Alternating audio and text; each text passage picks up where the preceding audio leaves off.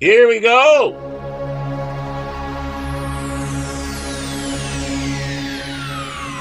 Ladies and gentlemen, may I have your attention, please?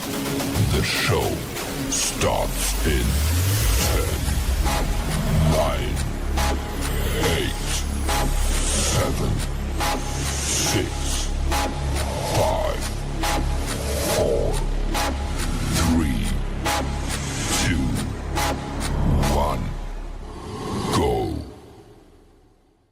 The following content contains adult language and humor that is not suitable for viewers under the age of 18. Viewer discretion is strongly advised. The views and opinions expressed during the following video content are those of the individual and may not reflect those of others.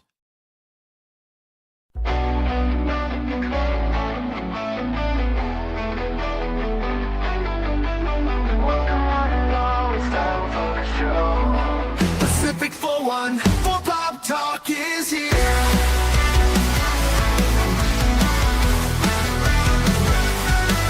Sit back and relax and join the conversation. We've got Barom Orman Tagge, Xashmoney007 and even Mike too. Pop culture, entertainment, news and reviews. Discussions are had, opinions made. From the panel to the chat, everyone is welcome here. Reactions, watch parties and special guests. We like to have a good time. Pacific414 Pop Talk is underway. Pull up a seat, we're inviting you to stay. Articles, collectibles, reviews, you say. Baron, Cash and Mike bring the fun tonight. Now sit back, relax, enjoy the show.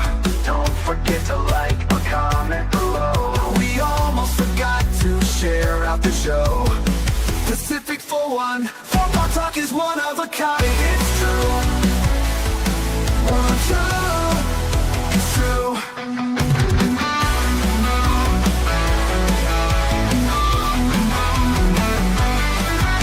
Sit back, relax, and enjoy the show.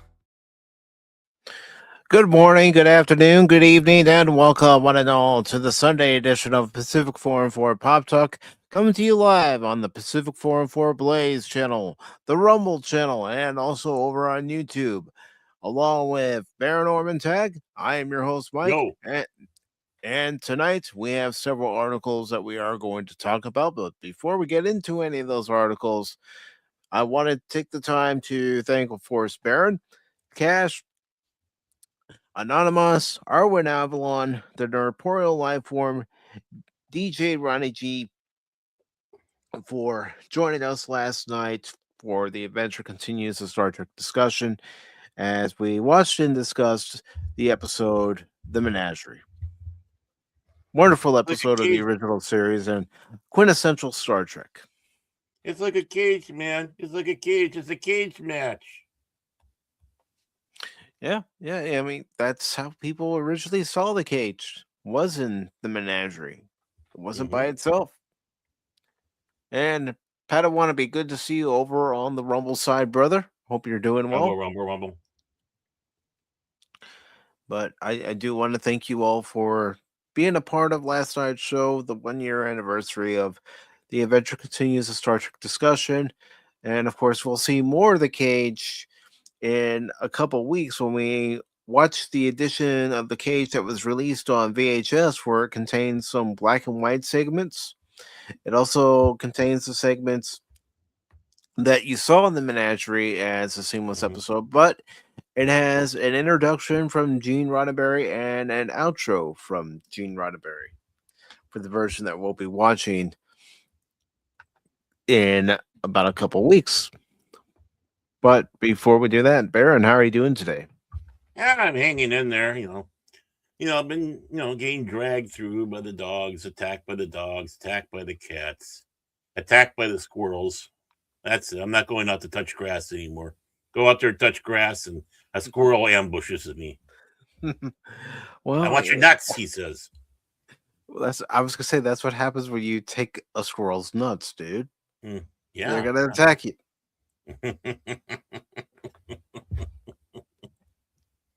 Oh no, not bad at all. And You know, just rocking and a rolling as best as an old fat fart could do. And as far as myself, it's been a nice day today. Yeah, it's been raining, but we need the rain, so I'll take it. But it's been a good day, of course. I still have questions about last night, what happened at the White House Correspondents' Dinner last night, with the gunman able to get as far as he did and fire off 5, 6 to 8 rounds, depending on what news source you read. The total count of shots fired differ from one to the next, but I still have questions. Yeah. Tons of questions. Mm-hmm. Again, you know, if they don't want us to become conspiracy theorists, then don't do shit like this. That's all I gotta say. Absolutely. Butler, this, even Charlie Kirk. I mean, it's just absolutely ridiculous. Just absolutely ridiculous. So I advise anybody who might have voted for Trump or support Trump, wear your Kevlar.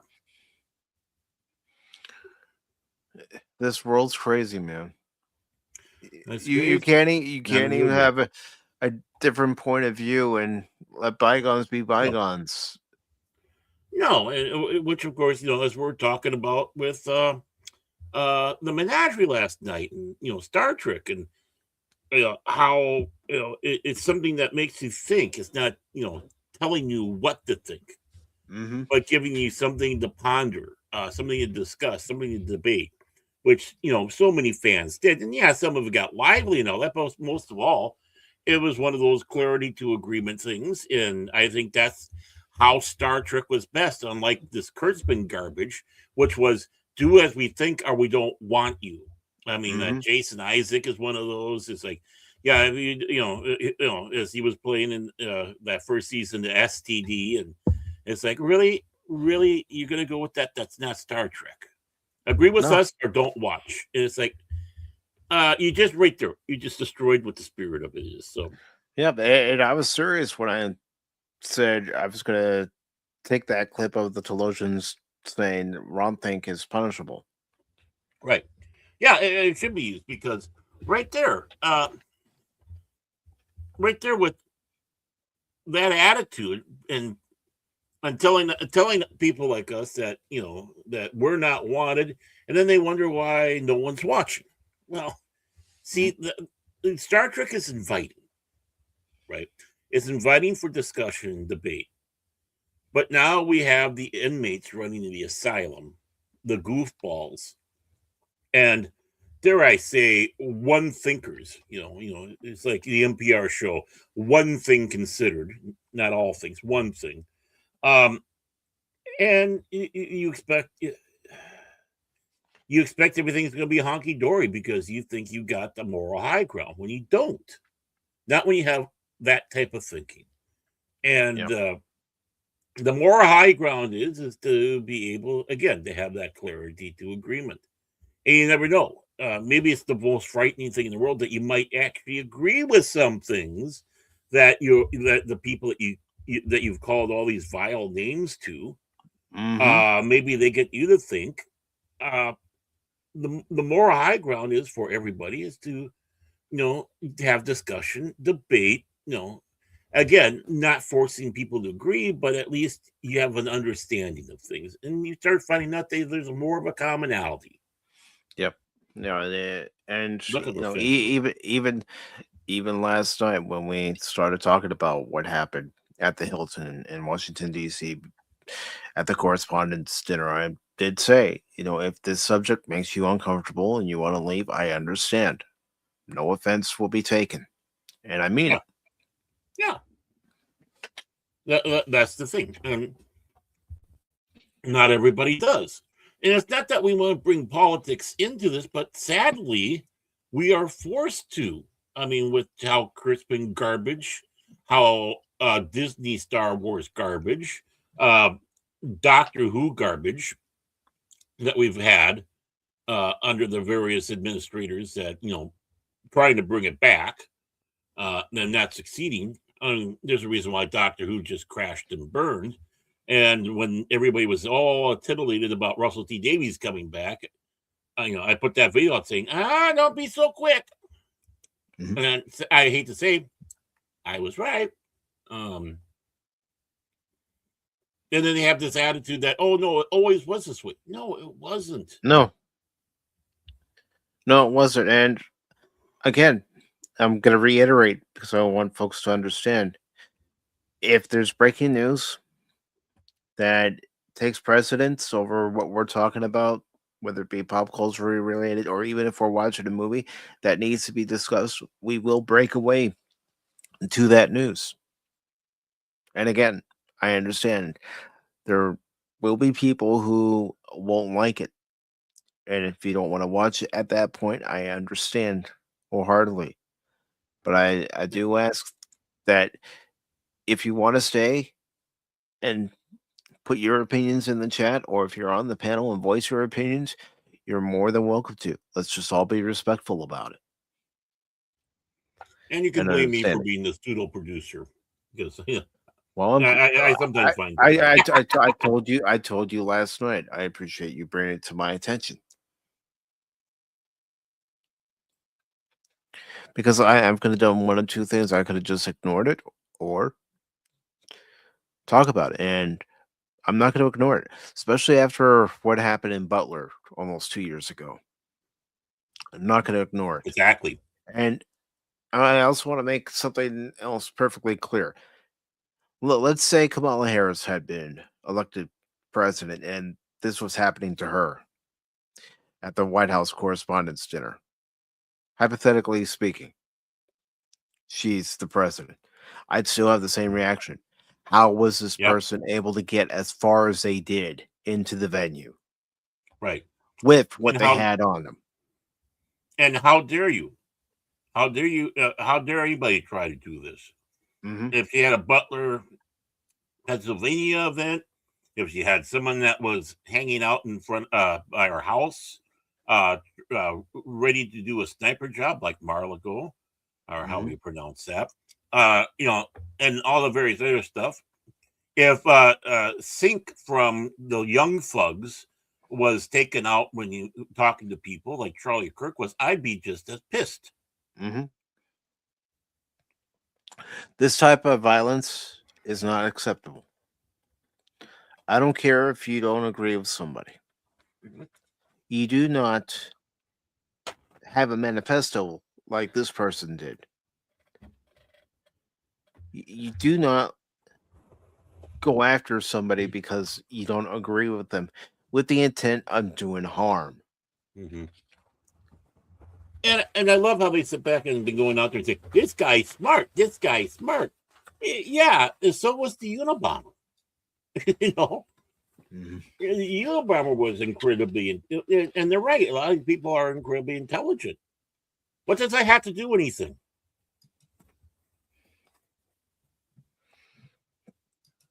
So we are going to go ahead and get into our first article, and it is related to what happened last night. Woohoo! And again, I understand if topics like this make you uncomfortable.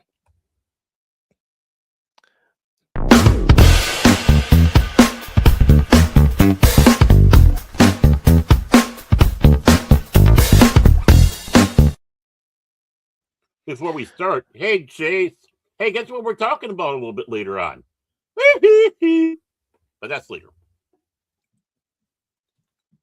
And Tree Rock says, Mike, it's your channel. You can run it however you want. And if someone else has a problem with it, that's their business. Even back in television days, entertainment would be interrupted by news. Yeah. Oh, hell yeah. When that thing came up, it could be anything, but it's like breaking news or weather, oh, there's a tornado. It's in the other state, but we weathermen are kind of bored right now. So we're gonna break in and talk about this tornado. But no, I mean it happened all the time. Happen all the time. And before we get into this article, I do want to thank Sir Blue Wolf for gifting a Pacific414 membership. And that Pacific414 membership went to Jason Fox of 540 Studio. Wow, look at that, Chase. And thank you, Sir Blue Wolf. Really appreciate it, Sir Blue Wolf. And because of this, Jace, I'm giving you this.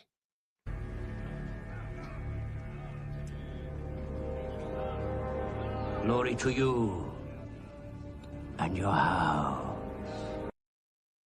And for Sir Blue Wolf for gifting that membership. Wretched slugs. Don't any of you have the guts to play for blood? I'm your huckleberry. That's just my game. Look at that. Look at that. Yes, indeed. Thank you very much, Sir Blue Wolf. And of course, the emojis he just put up there are wolves. So awesome.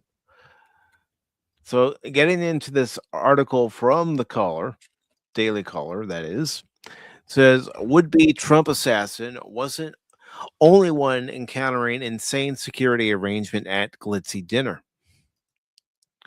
And I think as we get into this article, Baird, we're going to have a lot more questions than answers. Yeah. I think so. I was listening to some of the news this morning about things, and yeah. Let me just get the links out to Blaze, Rumble, and YouTube, and then I'll start reading the article. All right. So this is by Anthony Friday. Sorry if I butchered that. It says would-be Trump assassin Cole Allen's claim that there was extremely lax security at the event he targeted was seemingly substantiated by multiple attendees post to social media. The security presence at Saturday's White House Correspondents Association dinner, which featured President Trump, showed an insane level of incompetence, Allen wrote in his manifesto he sent to family members shortly before he opened fire. The New York Post first reported first-hand accounts of media figures and others who attended the annual glitzy event at the Washington Hilton also pointed to seamlessly lenient security measures and minimal vetting of guests. I don't like that, Baron. No, I don't care. that doesn't sound good. I don't care who the president is. If you have both the president and vice president there at that gathering, you better make sure that security is top notch. And all the guests. Yeah. All the guests need to be vetted. Everybody's credentials need to be checked. That even goes for the cooks in the kitchen to the wait staff. Exactly. I mean, because you had some powerful figures in the media in that room as well. I mean, that guy goes in there and starts blasting away. Who else could have gotten either killed or wounded? And of course, the president, the first lady, and the vice president, and the others that are up on the dais. So. And Godzilla Air, good to see you, brother. He says this is what happens when you hire Secret Service off of Temu. Yeah. See, what they need to do is contact him, being the kaiju. No one misses with the kaiju. Security at the event is all outside, focused on protesters and current arrivals, because apparently no one thought about what happens if someone checks in the day before. Allen, a 31-year-old teacher from California who faces 2 preliminary federal charges, wrote in his manifesto, according to an excerpt posted by Reuters. Chief National Security Reporter Phil Stewart, and it says, like if I was an Iranian agent instead of an American citizen, I could have brought a damned my dues in here, and no one would have noticed shit. Continued the alleged shooter screed, in which he dubbed himself the friendly federal assassin. Wow. What an Oh, think God. highly of yourself? Oh. A string of the dinner's guests appeared to corroborate the image of the security infrastructure. There was no security screening prior to entering the lobby. What the fuck? You Yep. mean to tell me that prior to getting into the lobby, there is nobody going through metal detectors, being checked up and down in their purses, whatever bags they brought with them, to make sure they don't have something they shouldn't have? They're trusted members of the media. I don't care who they are, Baron.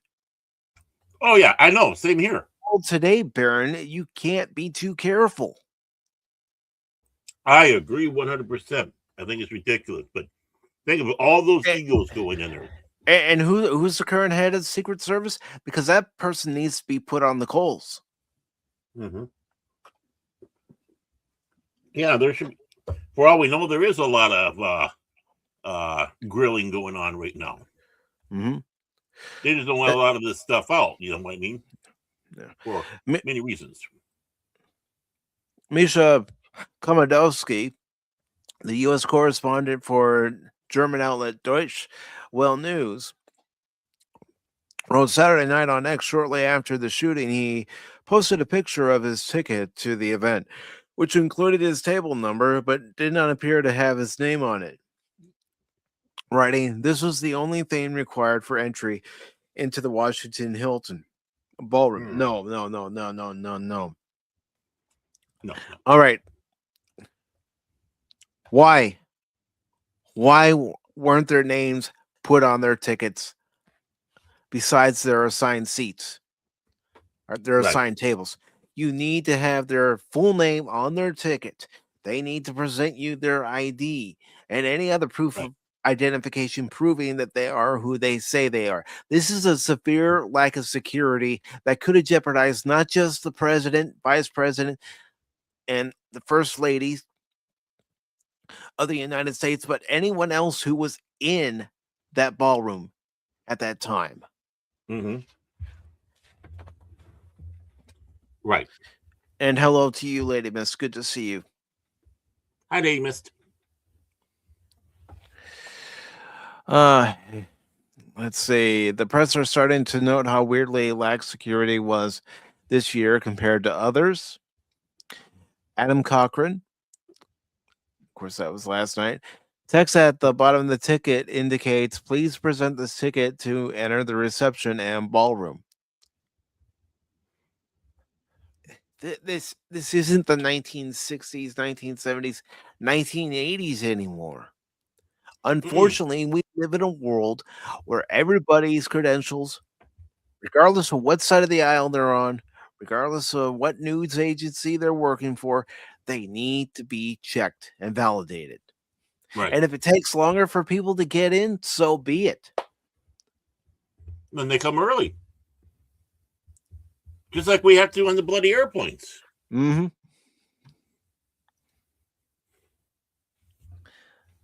So now that we're on attempt number 3, it's either a gross incompetence, stage 4 public support, being allowed to happen on purpose. It could be all the above. Yep. I personally think it's a combination of A and C, but the first exterior security for me was on the street outside of the hotel. I flashed my ticket and was waved through in 1 second. My name was not checked against any list. I showed no ID. I was not patted down. I did not go through a metal detector. I probably could have shown a ticket from a prior year or a fake one, as they barely looked at it, he continued. This does not sit well with me, Baron. Oh, Definitely not here. From that point, I walked into the hotel with no further security check, and I walked down to the Fox pre-party where there were multiple ballrooms that were absolutely packed with attendees. Still did not go through any security at that point. Malujan added.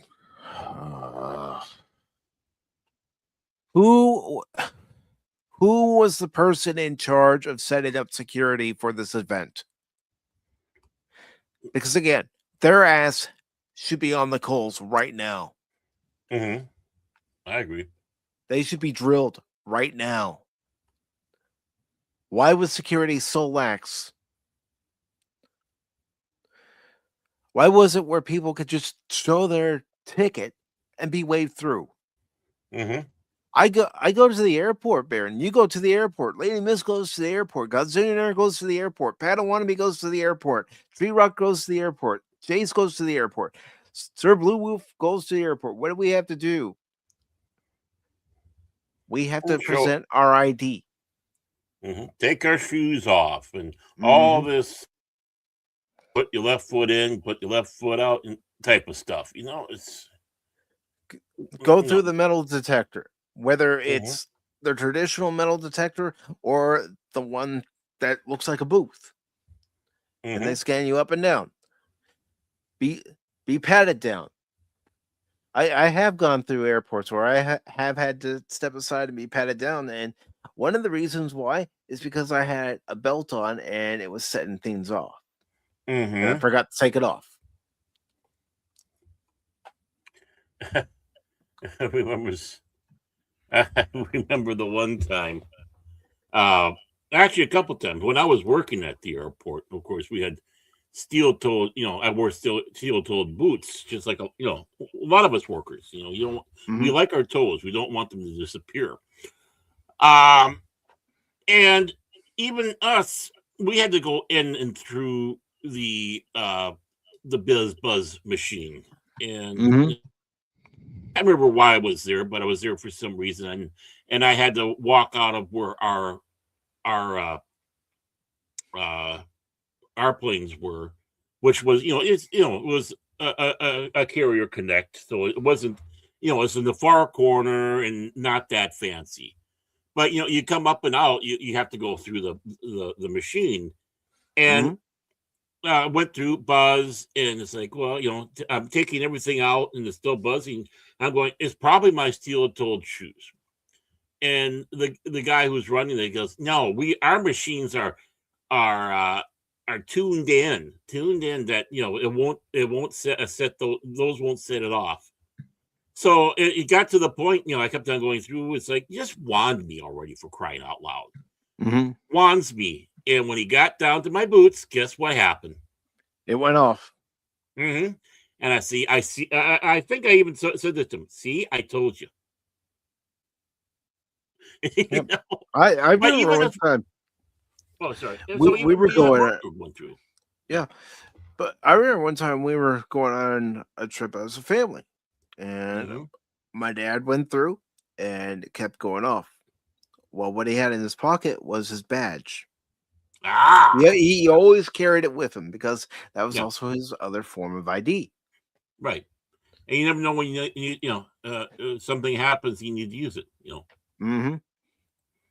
So I can remember him going through it, and it's setting it off.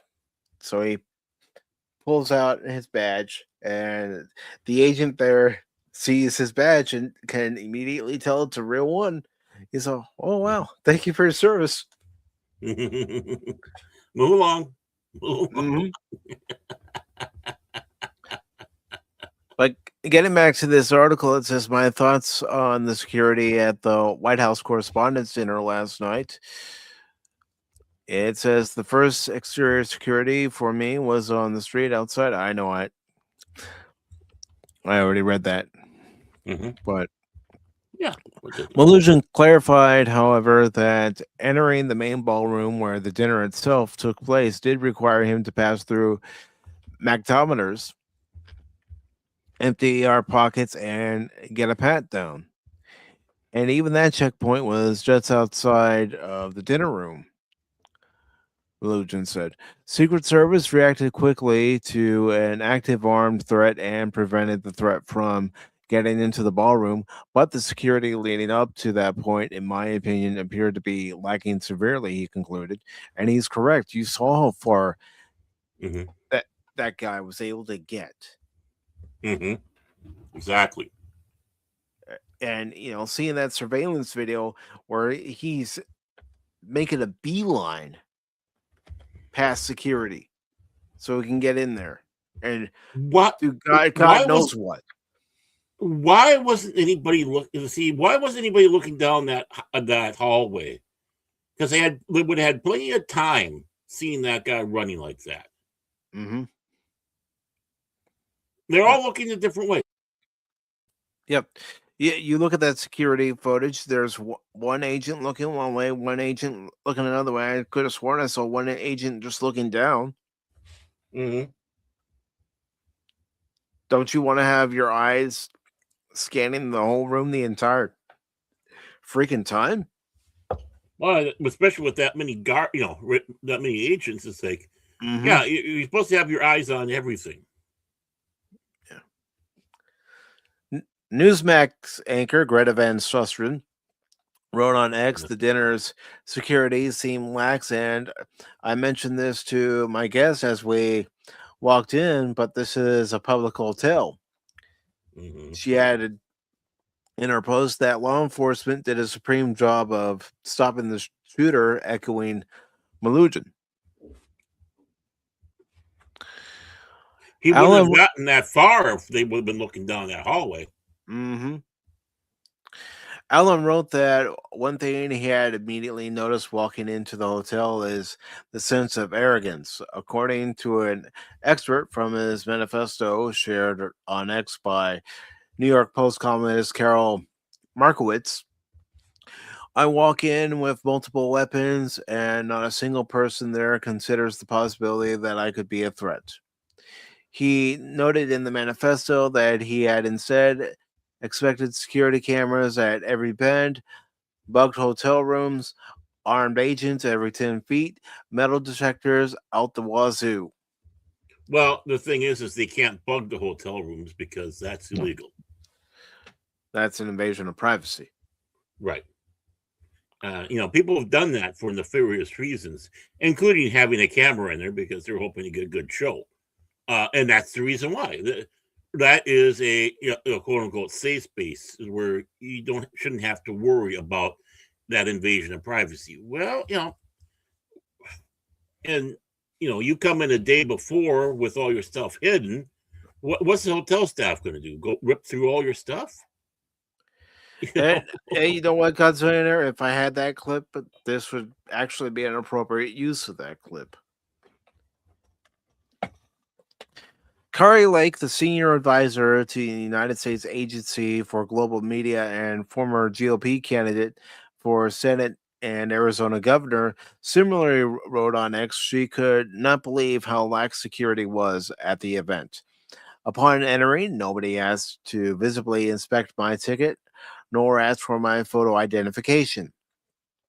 All one had to do was flash what appeared to be a ticket, and they were fine with that, she wrote in her post, attaching pictures and video footage of the dinner.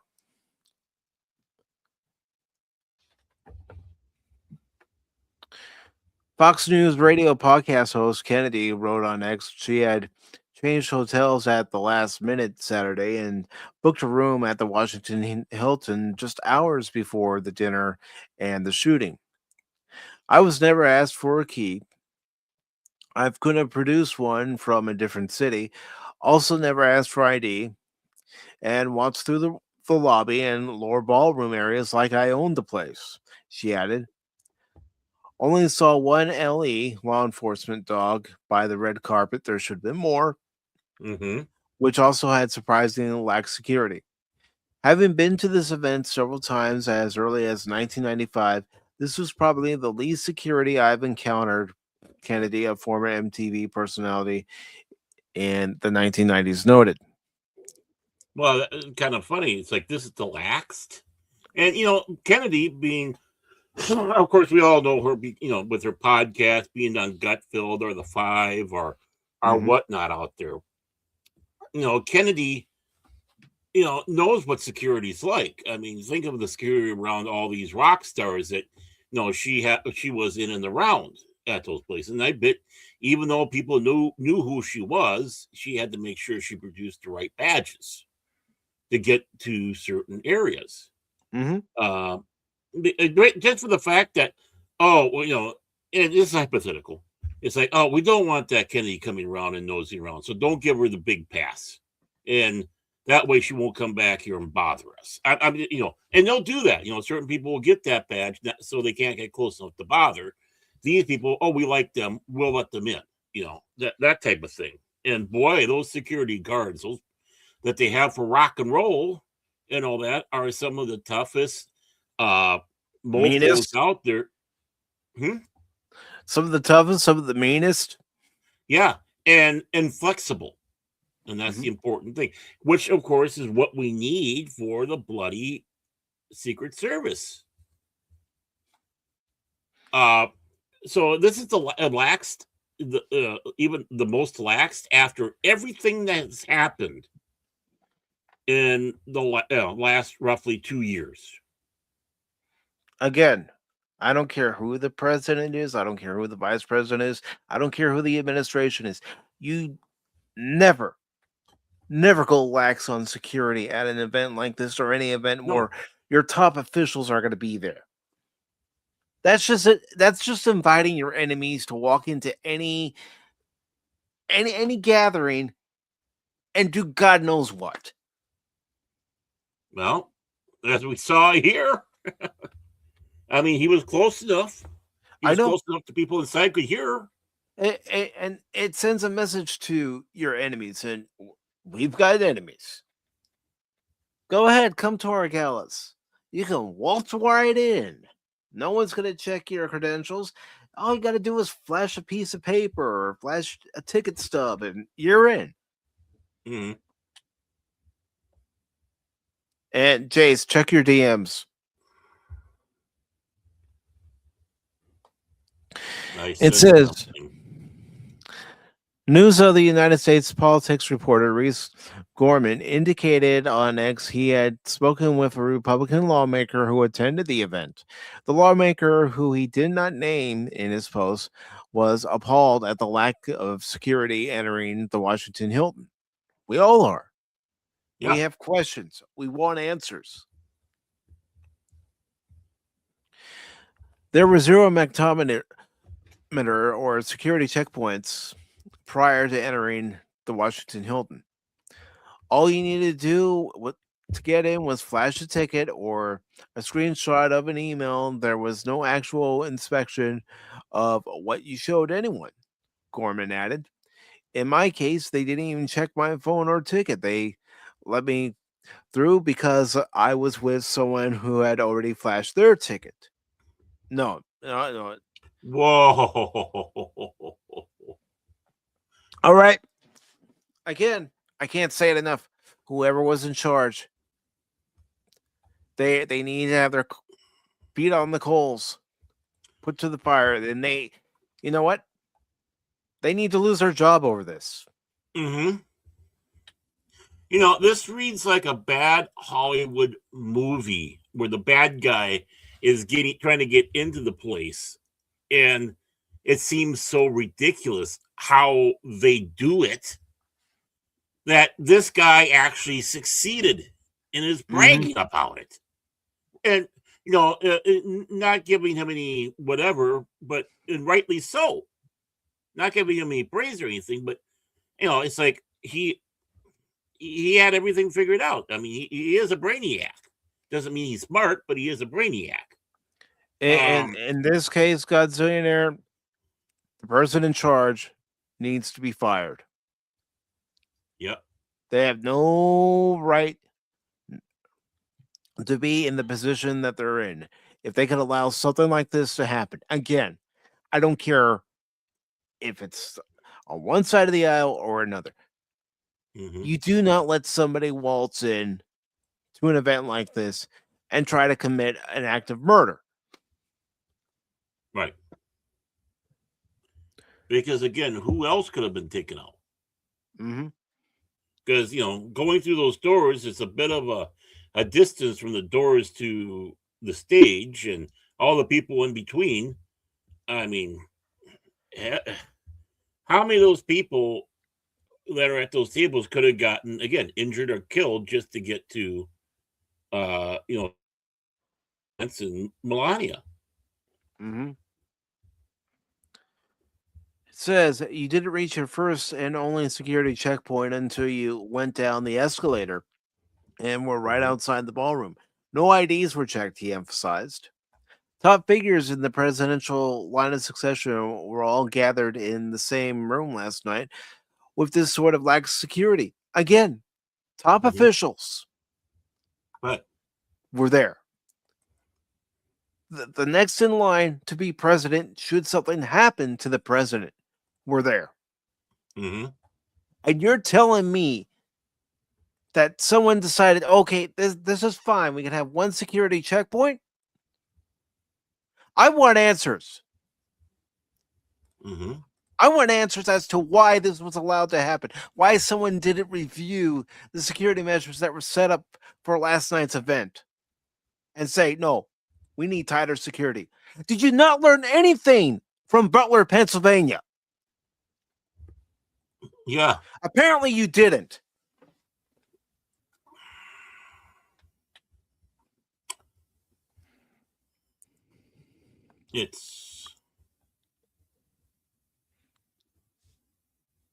That's just ridiculous. This pisses me off.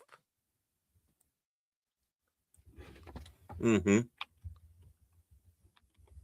Again, I don't care if it was Biden in office, if Harris was in office, or if it's Trump. Mm-hmm. This severe, lackadaisical attitude when it comes to security could cost not just a life, but multiple lives if you don't fix this shit up.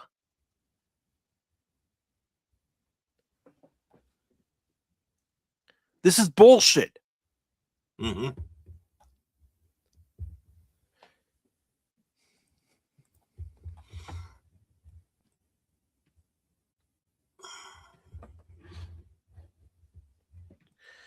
Oh, you don't know who Trump can trust. You don't know who any of the politicians can trust. That's part of their security detail. With the way this country is right now, don't trust anybody. Right. Trump needs to bring in his guerrillas again. Mm-hmm. It says, God forbid this had been a highly organized attack by a group of people. We could have Chuck Grassley as president of the United States right now. In addition to Trump, Vice President J.D. Vance and House Speaker Mike Johnson, the next two individuals in the presidential line of succession, were at the event. The highest ranking member of the line of succession who was not at the event was Senate President pro tempore Chuck Grassley. God forbid this had been a highly organized attack by a group of people. We could have Chuck Grassley. I know I've already read that for the tweet, but I'm reading it again. As president of the United States right now, Ali pointed out, CNN host Dana Bash asked, go ahead. I got, did that say 92, that this guy's 92 years old? Chuck Grassley, 92. 92, yeah. You gotta be kidding. Get him out of office. He's too old. Just what we need is another Mitch McConnell / Joe Biden having to be unplugged and plugged back in to get going again, because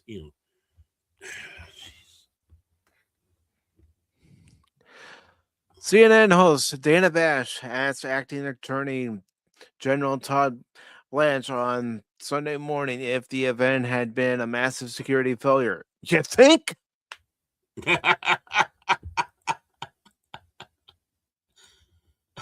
How hard was that question to ask, Dana? Come on. Of course it was.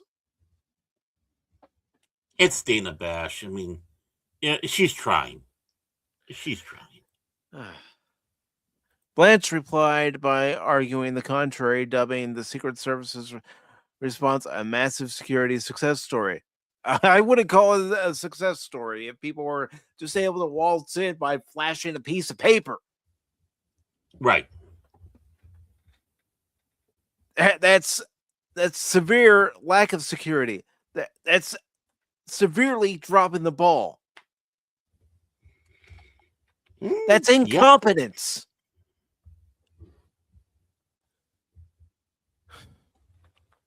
Incompetence are trying to have something done. And just I have a feeling they'd be on guard if there was a Democrat president in power, because all the rich elites of the world lean very left. It doesn't matter who's in charge, Chet. Yeah.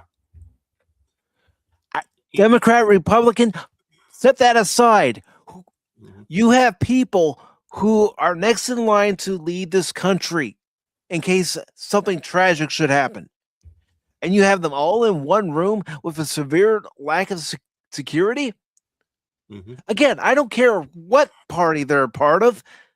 You don't allow someone to come in as far as this Cole Allen was able to get in and basically destroy this country at one fell swoop.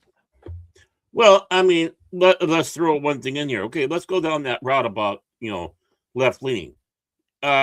These powerful media people that you got in there, generally the majority of the people that are in that room are left leaning, and they were all put in danger. I'm just sitting back saying it's not a matter of left and right in this, because everybody was in danger. Everybody. That's because they never instituted term limits for members of Congress. And it needs to happen. And most importantly, people are stupid enough to keep voting for them. I'm sorry to be mean, but not sorry. I mean, inevitably it comes down to Baron. Yeah, it comes down to us. If we keep on voting blindly, and that's what it is. It doesn't matter on which side. You mean to tell me Mitch McConnell should still be in his position right now when we've seen the turtle just phase out? And the same thing, of course, with the President Biden and several others that just kind of they've been there too long. But who's the fault? Who's the fault? The people. Don't vote for someone just because they have a letter after their name, and realize there's many other people on a ballot, or even write-ins. Write-ins have won. But it comes down again, like same thing over and over again, and expect a different result each and every time. You keep voting for the same person who has a proven track record that they are not going to do anything for their own district, let alone the people who vote for them. Then you're going to get the same results. You're going to get the same situation that we are currently in right now, both on the Democratic side and the Republican side. And and the others, because there's people in there that are not party affiliated, even though they might as well be. Yeah. Like Bernie. Bernie might as well just say he's a Democrat again. Well, yeah, I mean, honestly, it was all BS.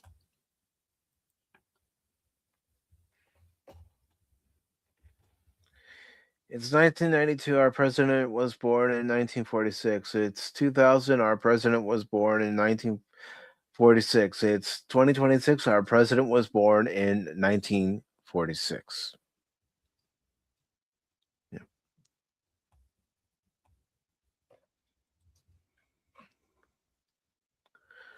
Yeah. The thing is, in my opinion, being in politics, whether it's local, state, or federal, that's a young person's game. There comes a time when you have to hang up your political hat and hand it off to the next generation. Unfortunately, we don't see that in this country. Why? Because we don't have term limits. No. There really need to be term limits instituted for members of Congress. If there's term limits for the president, there should be term limits for Congress. Right. So this is something that really conflicts me as a, that small L libertarian, because for the longest time, until FDR, there was no term limit for the president and such. And people would step down, not run again after 2 terms in honor of George Washington, because George Washington did 2 terms and said, that's it, I'm done. And virtually everybody after that, turned it into a tradition. This is the case. Of course, Trump is only the second one to have 2 non-consecutive terms, Grover Cleveland being the other. And we look at it that, do we, putting things into term limits, again, that small L idealist Pollyanna is that the people would join along with that. Well, so many people don't know anything, really. They just walk in there and vote for who they were told to, be it their union or their parents or their friends. Whoever influences them. Right. Are the fact that they're told, you always vote Democrat because FDR got us out of the Depression, which is a lie. And whatnot. Well, the moment you put a term limit on the president, it should automatically then go on to members of the House and the Senate. Anyone running for office, they need to understand that you get into office, you can only serve 2 terms. That's how it should be. From local, state, and federal. 2 terms only. I'm a little lenient on that one. I say 2 terms for Senate because that would be 12 years, right? And then you're out. I am also of the ilk that says throw it back to the local government to appoint the Senate, like it used to be way back when, and not be put up for a vote. That way, of course, you should be, shall we say, more mindful of who you vote for on the local level. And 4 terms because they're 2-year terms. And back in the day, you had 2-year terms, but you only met 1 time in the whole thing. So I'm willing to go 4 terms for Congress, and then that's it. And no special bennies like they all have. There should be no reason why they have all these fantastic benefits that I, as their employer, can't even fathom. There should be no politician who comes out of politics richer than they were when they went in. Mm-hmm. Now, we have a huge history. LBJ being one of them. Eliana Omar, even though, with that ridiculous BS that's going on, excuse me, if there's not enough red flags to put all around her. Nancy Pelosi and her miraculous ability to know what's going on in the stock market that makes Warren Buffett go, right. It's like they walk in with so much and they walk out with, oh my God. And I mean, if you go in and you're rich and you walk out, you're rich. Yeah. Okay. But to put it, Dan Quayle, when he was vice president, he was not a millionaire. No, he wasn't. And he walked in, not a millionaire, and he left, not a millionaire. And he was one of the rare exceptions for that. But Nowadays, it seems like every last one of them Mhm. comes out of it richer than they were when they went in. And you know, and the thing is they're just being more blatant about it. It's just such an insult now Mm. with how they're so blatant about it. No, I did not see that. Me neither. And hello, everybody. Well, Hello, who Jay. is How are you doing this? today? Hope you guys can hear me fine. You sound good. Thank you, Huh? thank you. It's been a long time since What? I've been streaming on on here, so No, well, welcome on board. yeah, good to be here, guys. Good to be here. I'm glad you're here. I know it's interesting. 2 Sundays in a row we start off with serious stories, but again, I refuse Yeah. to bury my head in the sand. Yeah, exactly. And crazy stuff, man. Crazy stuff. But what are your thoughts on this, Jace? With the whole Trump situation and the third time of assassination. That we know of. Yeah, I That That we we know know of. of. I want to hear the perspective from someone looking at this from another country. Well, as everybody knows, I am a Trump supporter, and they want to take the man himself down because they cannot handle truth and good order and how it is supposed to be, and a Christian man. I don't know the whole situation of the story because I read about this today while we were cleaning our old apartment. So I don't know the full situation, but I did get to see that at least they came out of safety and all that, and that's good at least. But if nobody catched this, you don't know what would have happened. And the security was really bad. They have to fix the security stuff. Do we know how the person got in?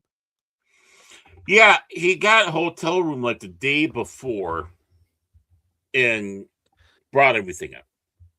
So he had a shotgun, 2 pistols, and I don't know how many knives on his person.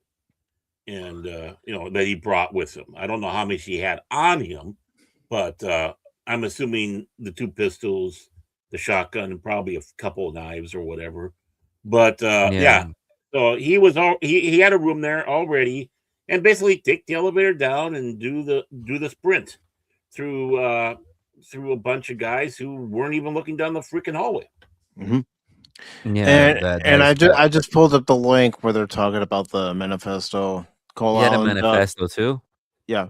Yeah. Dubbed himself all the friendly federal assassin. In a manifesto he fired off to relatives roughly 10 minutes. Think about that, everybody. 10 minutes before he went storming toward the ballroom. Yeah. Before storming a security checkpoint at Saturday night's White House Correspondents' Dinner, the document which a family member provided to law enforcement outlined Allen's plan to target Trump administration officials in order of ranking while carving out an exception for FBI Director Kash Patel. The New York Post reported, "I am no longer willing to permit a pedophile, rapist, and traitor to coat my hands with crimes," Allen wrote in the manifesto, according to the New York Post. Allen noted in the document that he selected buckshot instead of slugs to lower the risk of rounds passing through walls. The NYP, New York Post, reported he expressed hope that bystander casualties could be avoided, but indicated he would push past other attendees to reach his intended targets. This man was sick. There, as I said before. This man is sick, and as we all know, the first attempt on Donald Trump's assassination, we knew that was just the beginning, and I think there's gonna be more incidents like this. We also had the Charlie Kirk. We had the Dare. And no, it's gonna happen more and more. They are gonna try to take the man down, and hopefully there will be better security where he is, and for people who are there, Trump and Trump's family. Because if they don't have good security, we know that we know what's gonna happen. If today this time was just luck that they did it in the right time. Because I sit and think about what would happen if they didn't catch him and he managed to, get there in time. It would have been a horrific scene. It would. It would be what you can call from Game of Thrones the Red Room, in a way. Yeah. It really would. It says the 31-year-old also taunted the Washington Hilton's security posture in the It's manifesto. just claiming- 30? Just 31. Just 31, Jace. 31. Yeah. 1 year older than me. Yep. That is damn. And and of course he did go to very prestigious where you have to be a smarty pants to go for college. He was a part-time game developer and a part-time teacher who won Teacher of the Year. Gee, I wonder what he was teaching the kids. I really wonder what he was teaching the kids then, yeah. From California, it was Cash Money's neighbor. Yeah, no, exactly. But no, it's good that the person is taken and people are safe. But yeah, what's gonna happen next? That's just the question right now. What Because should there's more happen people like next? him. What should happen next, no matter where Trump goes, no matter where JD Vance goes, matter where any of our next in line politicians go, or any member of Congress go, there needs to be a security detail to help Yep. protect. Whether you like that person or not, Right. they should not be subject to an assassination attempt. Exactly. Right. The worst thing that they should suffered from his wife getting slapped in the face. I mean, that's the worst that should happen. Really. Yeah. Nothing more. I'm sure he had it coming to him. Who knows? But that's between him and his wife, and at least we got it on film, so we can laugh at it. Yeah.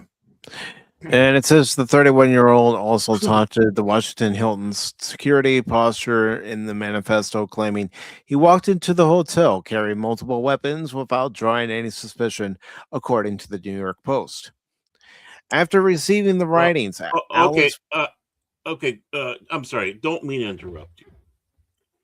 Carrying several weapons that he probably had stowed away, because if they were out in the public, he would have been arrested in a heartbeat.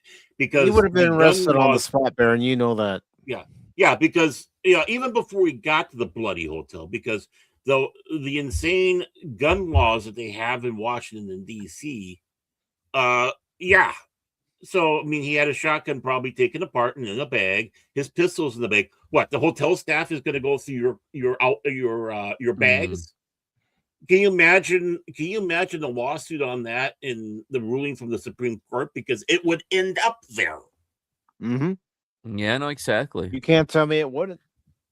Yeah, you just call the Southern Poverty Law Center to take care. Oh, never mind.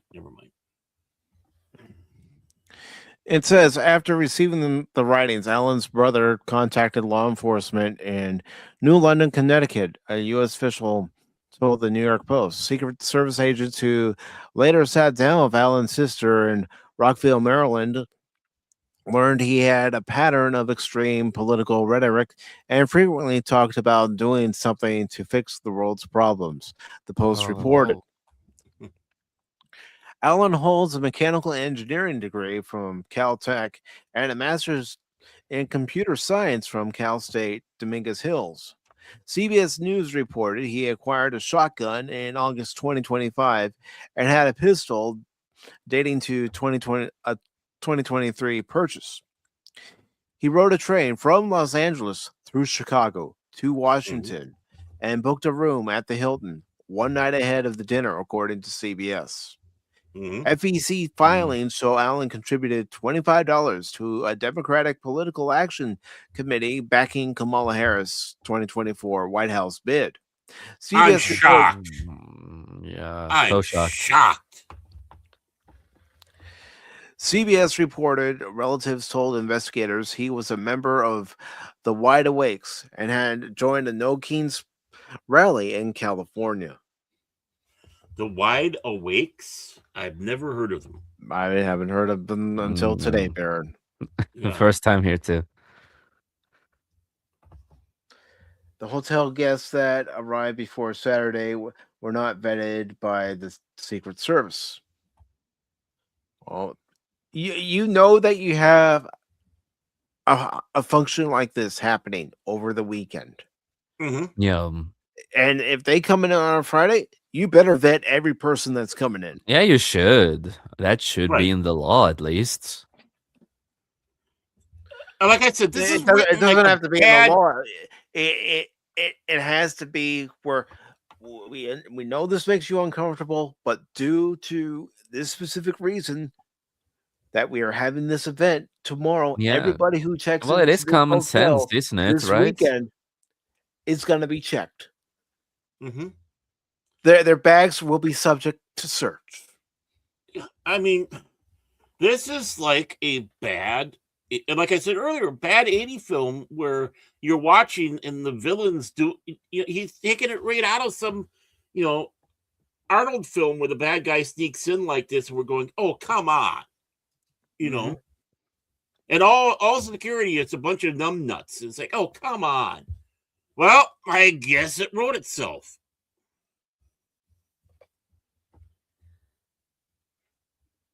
I hope we get answers as to why security was this lax. And again, yes, I am calling for the person who arranged the security for this event to lose their job. Yeah. Yep. Yeah, this is not how I had a bad day moment.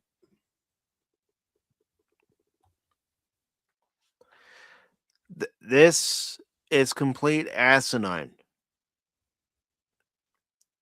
Absolutely asinine. You do not have someone in charge for an event like this, and that person is so lax in their judgment where they go, oh yeah, this is fine. Everything's fine. Nothing to see here. Yeah. It would have gone smoother if Frank Driven was in charge of this. Mm-hmm. Mm. And Inspector Clouseau. Inspector Clouseau could have done a better job.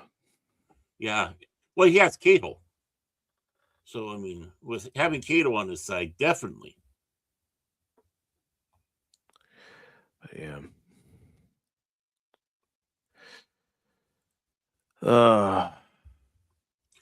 That's just ridiculous. It really is. I mean, like I said earlier, it's absolute bullshit. It is. That It really is. in this day and age, especially at that high level of government, you have people that can't do their jobs properly for an event like this. right. And I don't want to hear from anybody saying, well, it's the Trump administration. It's So? adults not doing their job the way they know it Right. should be done. That's what it is. Oh, and it was so nice of him to want to use buckshot instead of slugs because he didn't want to have the slug go through the wall. But the most deadly thing on the face of the earth is up close and personal to a shotgun with buckshot. He goes in there. He could have taken out 2 people at a time at a table. Mm-hmm. It's point and shoot because you only need to aim. The buckshot does the job for you. And then the injury that would come behind with others. That and your wife brings up something that needs to be addressed too. Mm-hmm. Also, the Secret Service has not been paid since the Democrat shutdown. Yep. So it begs even more questions. Yeah, Chucky.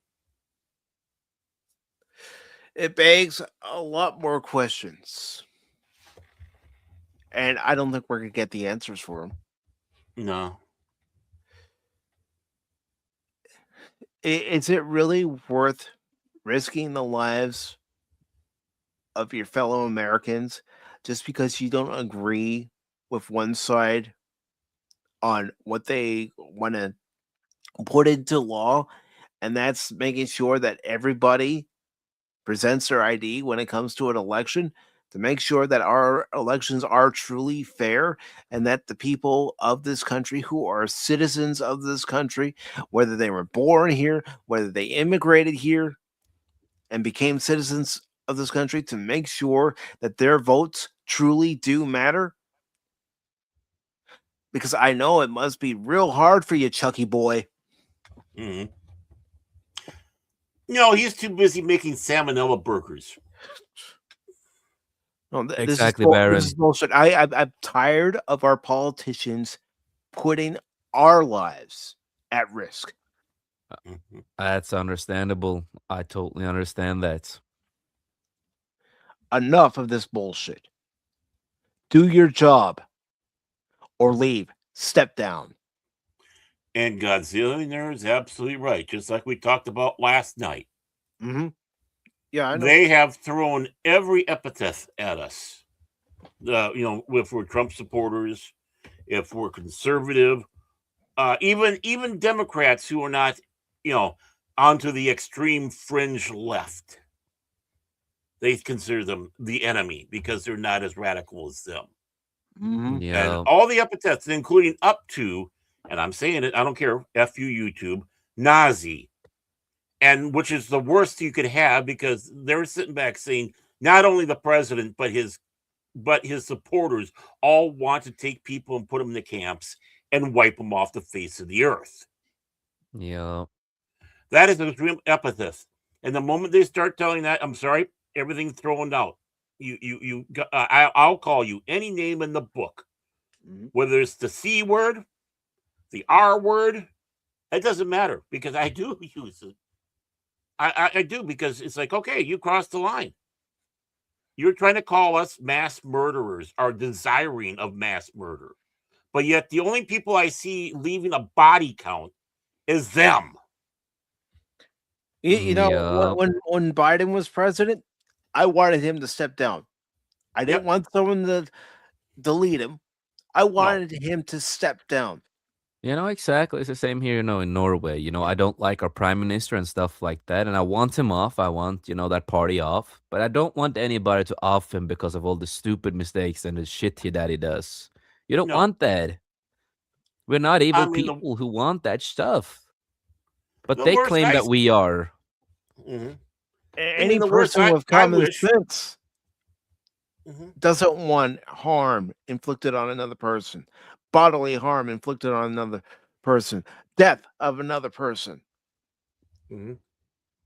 I mean, as it goes, the worst I want is if they've committed a crime, prison. There you go. Have fun.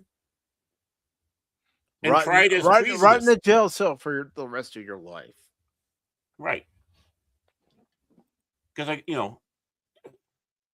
why not? Why should they be above the law, even though everybody seems to think they can be? Mm-hmm. Yeah, that's another issue. Yeah, you have people who believe, because they've been told, because of things they hear and see, that they are above the law. The rules don't concern you. Mm-hmm. The rules concern everybody. The rules are there for everybody. Yep. But exactly. There are people out there that go, rules for thee, but not for me. We saw it during COVID. Right. We did. Heavy too. Mm-hmm.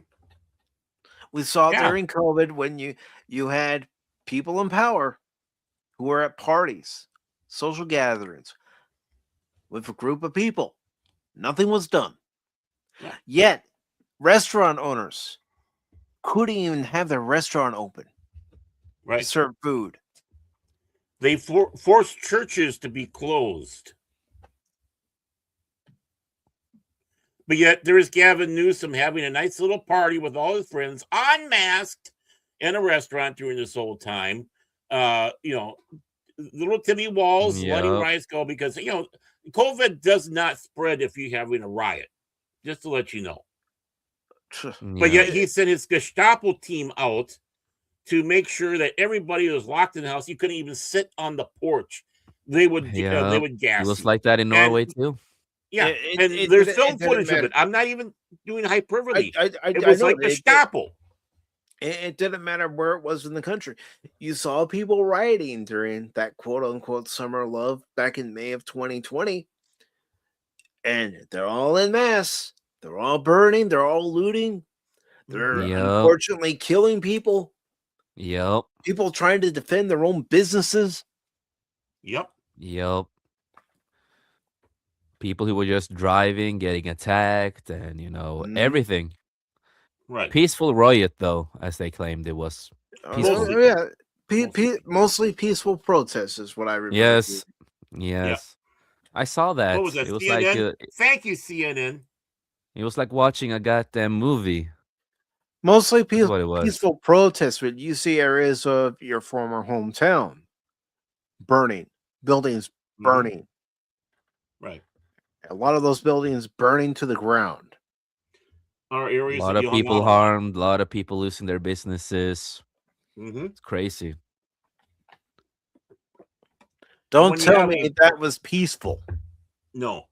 When you have a black former firefighter who saved up enough money to have his dream to open a liquor store and did, which was a very popular liquor store, by the way, on Lake Street, burned down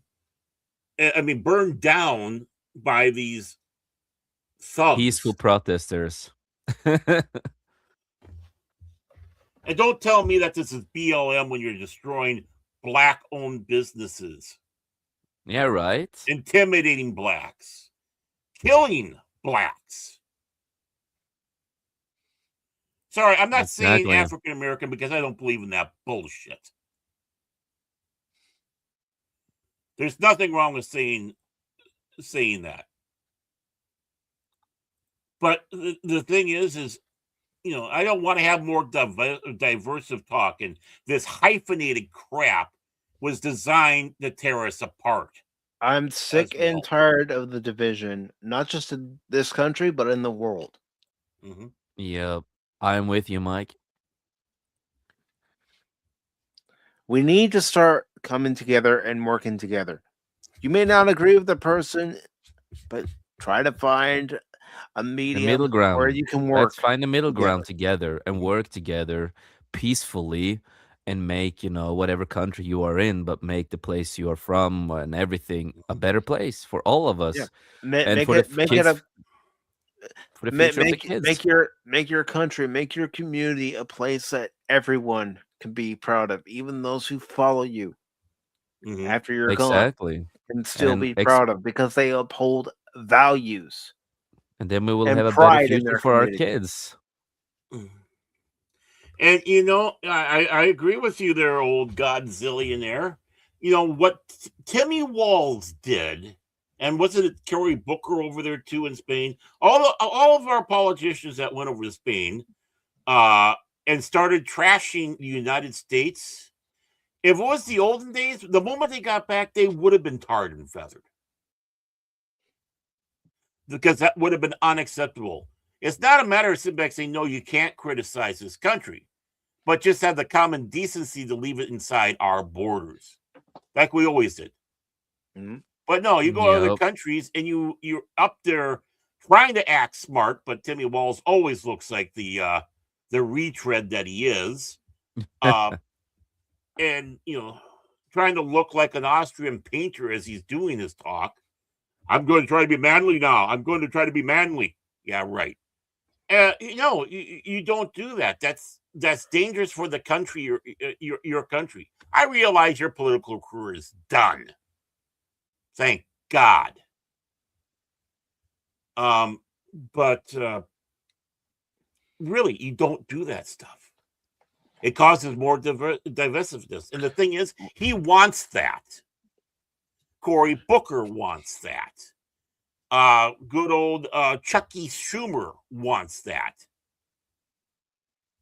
Nancy Pelosi wants that. Incest Omar wants that.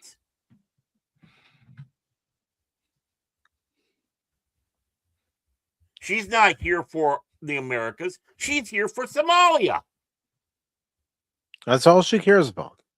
Right. Then go back to freaking Somalia. Yep. There's a plane waiting for you. Or go down to South Africa and have a nice tender reunion with your brother.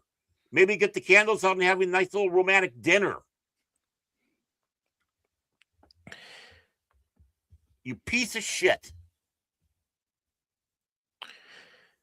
Well, a lot of that money that was released, guess where it probably went to? Somalia. Yeah.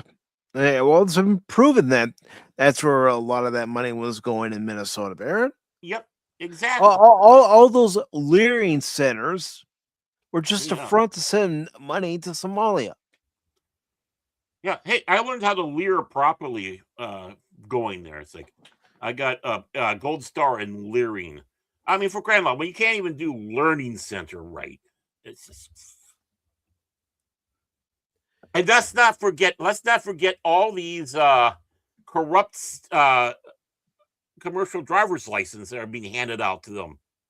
Minnesota's just as bad as California with that. So we got all these Somalis and other that driving the truck, don't understand the freaking language, having this, not only we're going to give you a driver's license, we're going to give you a commercial driver's license, and you can go on the highway and see who you can kill.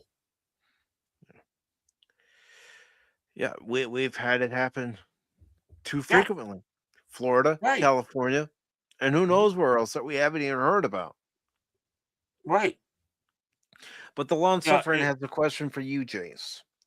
Oh, Is proof of citizenship required in Norway? That's a weird name to that's not how my name is written. Yes. Well, it's my beautiful love. But yeah, we have to show our ID and stuff like that, yeah. Yeah. But wait a moment, isn't that racist? Right. Isn't that against the Sami? The poor Sami just aren't able to get licenses because they're up there with the reindeer, and it's disenfranchising their vote. Sorry, being sarcastic. An accounting error? Yeah, I don't buy it. I'm calling bullshit. Mm-hmm.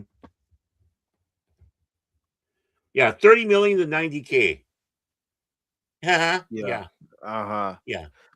Yeah. What secret bank accounts does she have that she's not talking about? Yeah, and good old Ensa Stomar, who her current husband that she's not related to, running a winery. Excuse me, aren't you Muslim? That's what they claim to be. Yeah. Yeah, you're not to drink. You're not to drink of the fruit of the vine. Alcoholic beverages. Now, Ibn Fadlin found a way around it. He was drinking mead with the Vikings way back in the day because well, it's not made from grains and it's not made from fruit. It's honey. So okay, I guess there's a loophole. But yeah. But they're not doing mead. They're doing grapes, which is against Islamic law. Why are you doing this? Why are you involved with a winery? Yeah. I know, again, it is important to, have an ID and all that when you are gonna vote because, if you don't have that, then anybody can vote, it's you can't have it like that. So yeah. No, I have seen certain places they just ignore the ID. There has been certain places in Norway that just ignored it. I have seen and heard about it, and that is crazy to me that some places are like that because we with the election that we had, last year and stuff, with the party that did win, again, that the party we did not want to win, but the party that I am also a member of and part with, and good friends with the leader of the Conservative Party of Norway, used to be the Christian Party, but we already have another with the Christian Party, so we changed it to the Conservatives. And we did get a lot of mail about the paper with the conservative was removed. They were lacking or removed from places, and it was a lot of fiasco and cheating going around. Yeah. Mm-hmm. Well, it's common, I think, for any place. You know, what you needed was Jimmy Carter there to make sure the election was running. What a joke that was. Yeah, an absolute joke. But look, I'm gonna go to an article that's What? still related to how people are vilified, because this woman certainly was vilified Okay. when she was let go by Disney. Mm-hmm. Oh. And we love her. We do, and I hope she kicks Ronda Rousey's ass next month. Me too. Oh yeah.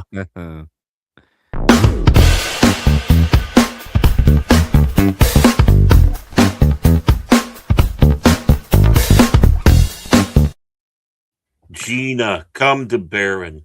Come to Baron. She's married, dude. I know she is. Well, just because she married doesn't mean, well, you never know. Your wife is charm. here. Your wife is here. I love you so much. You're the only one for me. I do not have eyes for any other. Hey, Mike. I don't know if there's any Baron left tomorrow. I don't know, man. I hear yelling down there. I think I might be looking for a new co-host before this shows up. I don't know. I hear you yelling down there, but the headphones are on, so I don't hear exactly what's being thrown. Yeah. In other words, long suffering. He says, "I hear." You know what? I'm just gonna play this clip before we get into this article. Let me just get to it. I know he says I see nothing, but I see nothing. Now just imagine that being Baron saying, "I hear nothing, nothing." Yeah. All right, but Gina Carano, conservative. Gina Carano makes a post about how people who are right-leaning are being vilified by the left side, and people lose their minds about it. Yeah, because she posted an image from World War II. She talks about World War II, what was happening to the Jewish community during World War II, where neighbors were saying to the German soldiers, yeah, there's a Jewish family right over there. Yeah. Just bring that to light. She gets vilified and she gets fired from Disney. Of course, Yeah, we know it does. We know that Gina and Disney went to court, and Disney decided to settle out of court. But this article by Will Harrigan, which was posted on the 24th, says Carano confirms she spoke with Dave Filoni and Jon Favreau. It says, following the earlier rumors, Gina Carano is talking more about where things stand with Star Wars after settling her lawsuit with Disney and Lucasfilm. It sounds like the door is not closed. Appearing on the Aril Helwani show, Carano said she had already spoken with Dave Filoni and Jon Favreau following the settlement. The comments come after recent rumors claimed Carano could be in line for a major Star Wars return as Cara Dune. Yeah, but you don't have Carl Weathers. Come on. Yeah, those two working together was great. I mean, that was almost like buddy. It could have been a buddy show, buddy cop show type of thing. But Carl, we miss the good cop, the bad cop. Yeah. Gina Carano says she spoke with Dave Filoni and Jon Favreau. Carano told Aril Helwani the conversation happened after the lawsuit was settled. I've already had a conversation with Dave Filoni and Jon Favreau. Really lovely. After we settled the suit, we got into a Zoom call. It was really nice. Dave Filoni has taken over CEO of Star Wars. We didn't even miss a beat. Jon Favreau was really funny. He got onto Zoom and was like, "So, where did we leave off?" Carano said. Well, I mean, even we were speculating after she was fired, if it was Jon Favreau who was still friends with her. We know Carl Weathers was. Yeah, because he's a great guy. Yeah. Pedro Pascal, on the other hand. Oh, fuck him. Sorry. Yeah. I have She hard fatigue of that guy. I'm tired of that guy. I'm tired of seeing him everywhere in everything lately. She laughed while recalling the exchange and added, "We hadn't spoke for a while." He was like, "Where did we leave off?" And I was like, "Yeah." Carano also said Filoni and Favreau have been in that world a long time, referring to their work building out the Mandalorian side of the Star Wars universe. Carano says she feels more alive after moving forward. Carano also talked about choosing to move forward after everything that happened, which is a good thing. Good for her health, good for her mindset. Mm-hmm. I think you have a decision in life. You can go left and you can completely give up on yourself and wallow in pain and regret and all of that, or you can go right and get your expletive together and you can say, "No, I'm going to do everything I can." She added, "I've chosen to go that direction and I feel more alive than I've ever felt."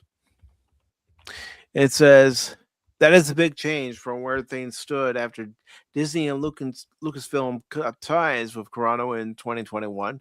Her character, Cara Dune, had been positioned as a major part of The Mandalorian, with Rangers of the New Republic widely believed to have been built around her before the project was shelved. Carano's comments also follow the recent rumor that she could return to Star Wars in a big way. As previously reported, a rumor says that Carano's Disney settlement included a deal for her to star in a revived Rangers of the New Republic series. The rumor claimed that the show would feature Timothy Oliphant returning as Cobb Vanth and Jon Favreau having full creative control. It has also been claimed Favreau left the Mandalorian Grogu movie to focus on a secret Star Wars project, which could potentially be the Carano series. I still don't think that movie's going to do well. No, I think it's going to flop.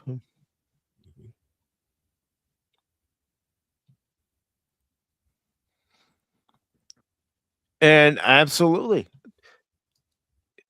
Kathleen Kennedy, yeah, she talked about strong women in Star Wars, women power in Star Wars, but Gina didn't fit her ideal of what a strong woman should be. If that were the case, she would have kept Gina. Yep. Well, they bitch about strong women. They get one and it's like, ew, no, it's a strong woman. I mean, well, we saw how Rey was positioned, the bestest ever. Yeah. The most Mary Sue ever.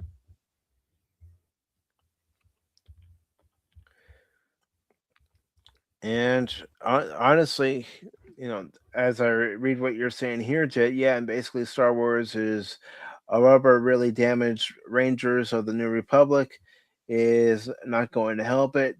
And plus, we all know all roads lead to Jake Skywalker and the sequel trilogy anyway.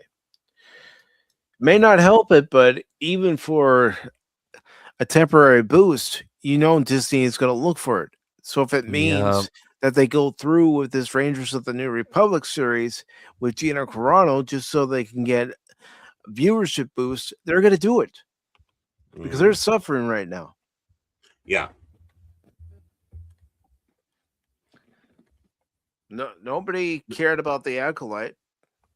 Ah, Nobody cared about Ahsoka, even though there's supposedly a season 2 in the works. Mm-hmm.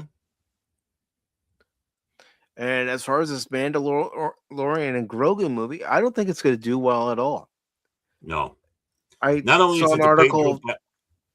Sorry. An article this morning that said they estimate it's going to make $100 million on its opening weekend. I'm thinking that's a bit high. Star Wars doesn't have the grab it used to. No. And more importantly, Grogu and Mandalorian don't. No. I mean, honestly, they've driven into the ground. It's, so it was their only thing, so that's what they kept. There's fatigue. There's Grogu and Mandalorian fatigue. Plus the fact that the Mandalorian got way off track of what it was supposed to be. It's supposed to be a Western in space. Yeah, and it turned into like a like Lost in space. I'm waiting for the Great Vegetable War.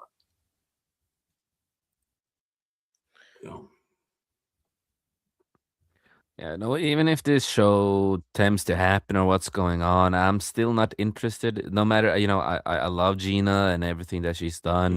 She's done a lot of great stuff, but for me, I'm just not interested to watch anything, if you know what I mean. Yeah, after watching Kenobi, I was like, I'm done. Mm-hmm. I can't watch it anymore. The stupidest thing to do, just because people, you want to see Ewan McGregor and Obi-Wan again, and come up with a show that absolutely destroys any canon that Star Wars had. Mm-hmm. I mean, I'll be honest, I'm happy that Gina was able to move on, and she's making a comeback. I mean, the fight on the 16th of next month between her and Rousey, yeah, I have a feeling it's going to be heavily scripted. Can't help it. Yeah, it's just the way modern sports like that go nowadays. Whether it's MMA, like the fight is on the 16th of next month, whether it be boxing, whether it be wrestling. I think it's going to be heavily scripted because, one, they don't want Rousey to get injured too terribly because she has a contract with AEW, and also Gina. What are her prospects outside of Star Wars? Yeah. We will have to see.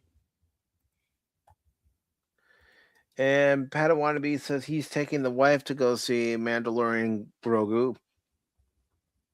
It'll be fun. I'm rooting for Gina in Star Wars and in the fight versus Rousey. But if it goes to the ground, Gina might lose. She was always a better standing fighter. Yeah. I got that. And I'll be honest, I was even talking to Baron about it.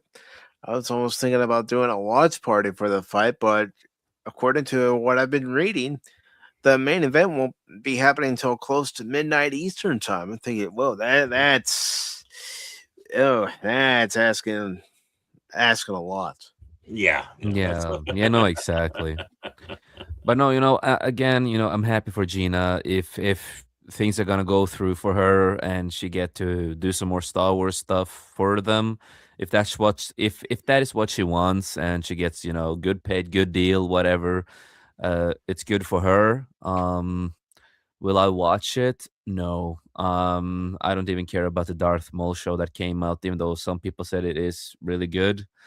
But I'm just not interested in any Disney Star Wars project. I just am not interested anymore.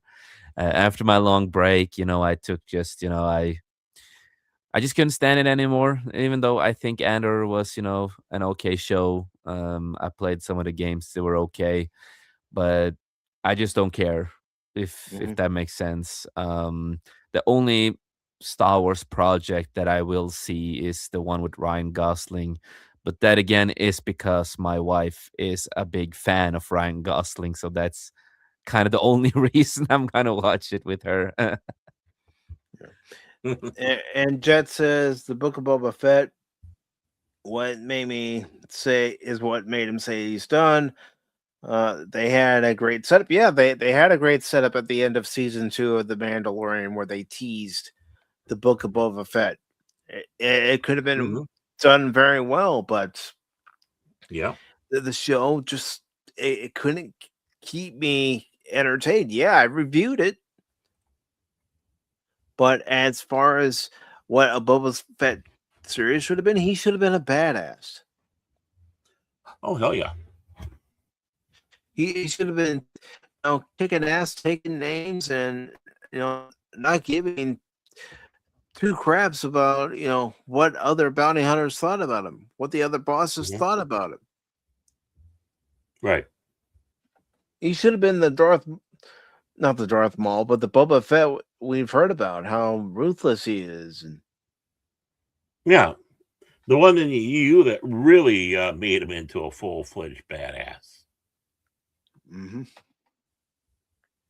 And Pata says Darth Maul is good and he's happy. Well, I'm glad you found something that you're enjoying. I truly am, Pata. Because that's what we should do. Just because I don't enjoy it doesn't mean you shouldn't enjoy it. I'm waiting for the Darth Maul and Grogu movie. Yeah, right. And Godzilla there says, "Go go Boba Rangers!" Do do do do. I mean, I never saw I never saw it, but the scooters. Is like, you got to be kidding me. It's Morphin time. Yeah, they weren't even a proper swoop gang. They were like, I'm your little scooter guy. Yay! Oh, look how tough we are.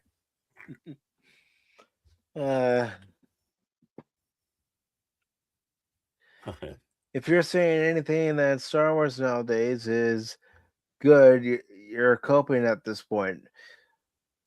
Jet, if Pata Wannabe says it's good and he's happy, then let him be happy. We don't have to agree. We don't have to watch. But if Pata Wannabe's happy, then let him be happy. Maybe there are things in it that are good to Pata Wannabe. That wouldn't be good to me, wouldn't be good to you, wouldn't be good to Jace, wouldn't be good to Baron. Yeah. I can't see the other way because I haven't seen it, so I don't have Disney Plus or anything. So, yeah, I'm blissfully ignorant. And go ahead, say I'm being diplomatic about it. No, I want people to find things that make them happy. Find the entertainment that makes them happy. Take a chance on something that other people are saying this is any good. Watch it for themselves, make their own judgment, and if it makes them happy by the end of the day, that's what counts.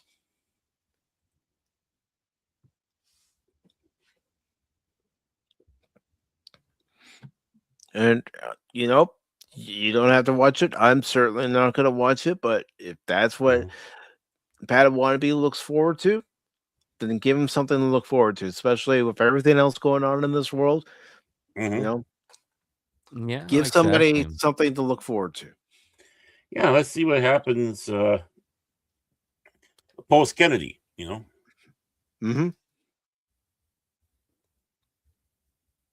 And that's fine. That's fine, Pata Wannabe. Again, it's what makes you happy. Jet, I'm sure there are things that you're looking forward to or that you think about that make you happy.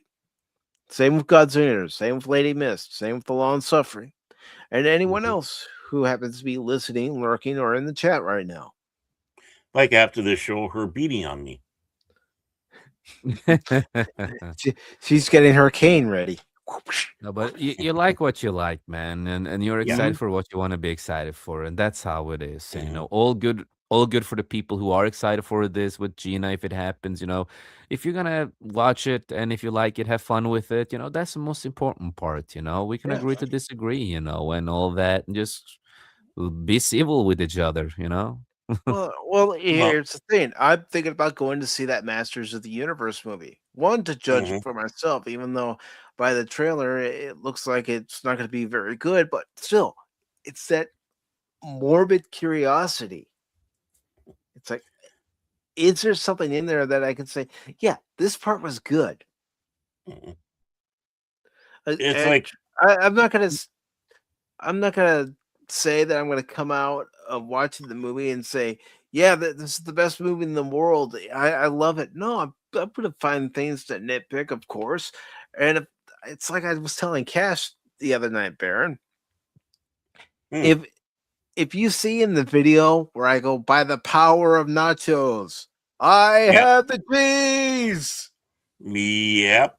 I was there That, when that, you that, talked to that, him. then you know what I think of the movie. I'm just letting Not everybody know. true. Yeah, Not but true. hey, you never know. Suddenly you watch it, and suddenly it surprises you, and you're just like, oh, you know what? It wasn't that Mhm. terrible. And yeah, sometimes we like to watch a train wreck. Yep. So Oh, yeah. watch it and do your old Mystery Science Theater 3000. Mike's the type of guy who goes and watches a video of the train hitting the car, then rewinds and watches again, rewinds in slow motion, and rewinds and stops it just at the point of impact. This is what he's expecting Masters of the Universe to be. No. Gunslinger's got it right. It is being a Cub fan, but you know what? I don't want my pain taken away. I need my pain. Oh, come on. It cut off too soon. So I'm playing it again. I don't want my pain taken away. I need my pain. It was full for me. It cut off for me, so. It's StreamYards being StreamYards. Yeah. Yeah, you heard me, StreamYards. F you. Yeah, I got to do that for Cash since he's not here. I've heard everyone likes Euphoria. I'll watch it, but it seems like it's mostly about sex. Yeah, it is. It is 90% sex, and that's it's Okay. a typical teenager show. That's what it is. Then I'll watch the Sydney Sweeney parts. Maybe someone will just When she dressed up come like a out with- baby and a dog. No, dog. She Mhm. she dresses up a baby too?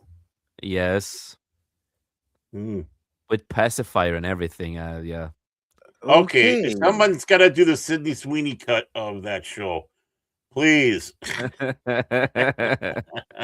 Everybody who does fan edits out there, you know what Baron wants. Mm-hmm. Because, if something like that happens, this is what's going to happen to our co-host that's not here. I mean, yeah. Gonna watch the Sydney Sweeney cut. But if people like the Euphoria show, go ahead and like it. It's not Yeah. for me, at least. Well, Again, people like what they like. It's been 5 years since the last. That's ridiculous. I don't even really know. What's this Euphoria stuff? I'm thinking to myself, and it's like, oh, I mean, it was 5 years between seasons. Yeah, way to keep the show fresh, boys and girls. Yeah. And at the same time, a lot of people have, Zendaya fatigue. So that's why a lot of people don't want to watch it.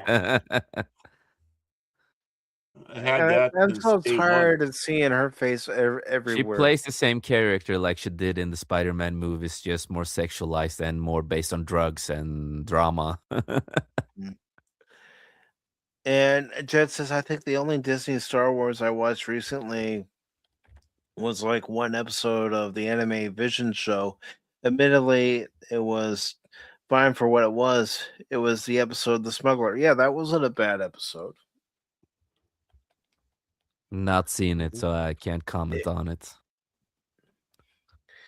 And Godzilla says, I do feel bad for Sydney Sweeney's family.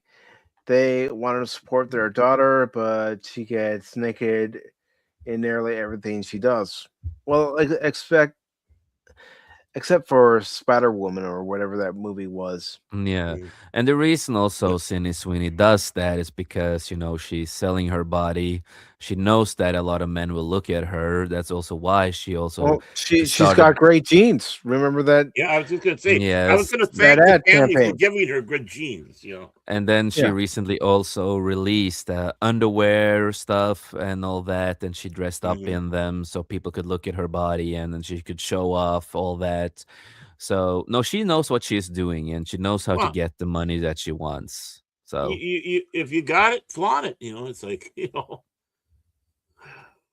Oh, geez, Pat. Ripping through 400 plus episodes of One Piece. I think the live action is great, but I know fans still have their problems with it. I still think it's good enough, and that's fine. I Yeah, enjoyed that's the fine by first you. season of One Piece, the live action series. I Yeah, did, and I hadn't seen much of the anime, so yeah, no, for me, I liked season one for what it was and all that. I absolutely did not like season two, but that is just my take on it. Well, I've seen only season one. I haven't seen season two, and I've seen some of the anime. So, I like the anime. So, Mhm. that I saw, but 1,200 episodes. Now we know why Pat Wannabe is the way he is. It's like a Clockwork Orange, where he's in the chair like Malcolm McDowell, eyes forced open, somebody there putting the eye drops, Yeah, and no, I as totally they get go that. episode after episode over episode. Yeah, I used to do the same with the anime, Dragon Ball and all their stuff, just they're ripping through the episodes after episode, and it's Now, how much did he remember? Mhm. oh, yeah, it's many years ago. I mean, over 1,200 episodes. That's a lot to try to remember. Yeah, that's why I don't watch that kind of long animes anymore. I'm getting tired way too fast when it's too long and they drag it out too long. I want a main story and just focus on that main story and get done in the end. I don't find anything in problem, but there's an actress that looks like one of my cousins. Ding ding ding ding. Oh my Ding ding lord. ding ding ding ding ding ding ding. Hey, I see Hey, Spock in the chat. Spuckle, how you doing, And it's Girl Spuckle? hot. Sparkles, the most illogical logic person in the world. Good to see you, Logical Spock. person. Yeah. Now, I have a question for everybody on the panel and everybody in the chat. Are you a fan of the Mummy movies? I like the first one. I can't remember the second one. I never saw the third. I like the first and second one a lot. The third one, I still enjoyed it for what it was. I was young when it came out, so I didn't think much about it before I got older and got more into the movies. Of course, it has a lot of its problems, but main reason I watch it is for Brendan Frasier and also Jet Li, Yeah. two of my favorite actors. But I'm excited for the new one that's coming out. I hope Well, I hope the break What about I the have Scorpion I King? have The I Rock? have an article about the next one coming up.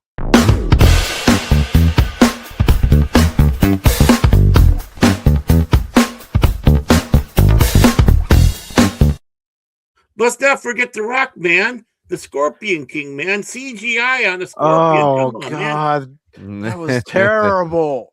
I That was know. Even back then, absolutely terrible. that was horrible CGI. Horrible. It's like the PS2 can put out better graphics than that. Yeah, still a fun movie, but that really drags you out of the movie a little when you see that CGI. Even as when I was a kid seeing it, I'm like, oh, Mhm. that's rough.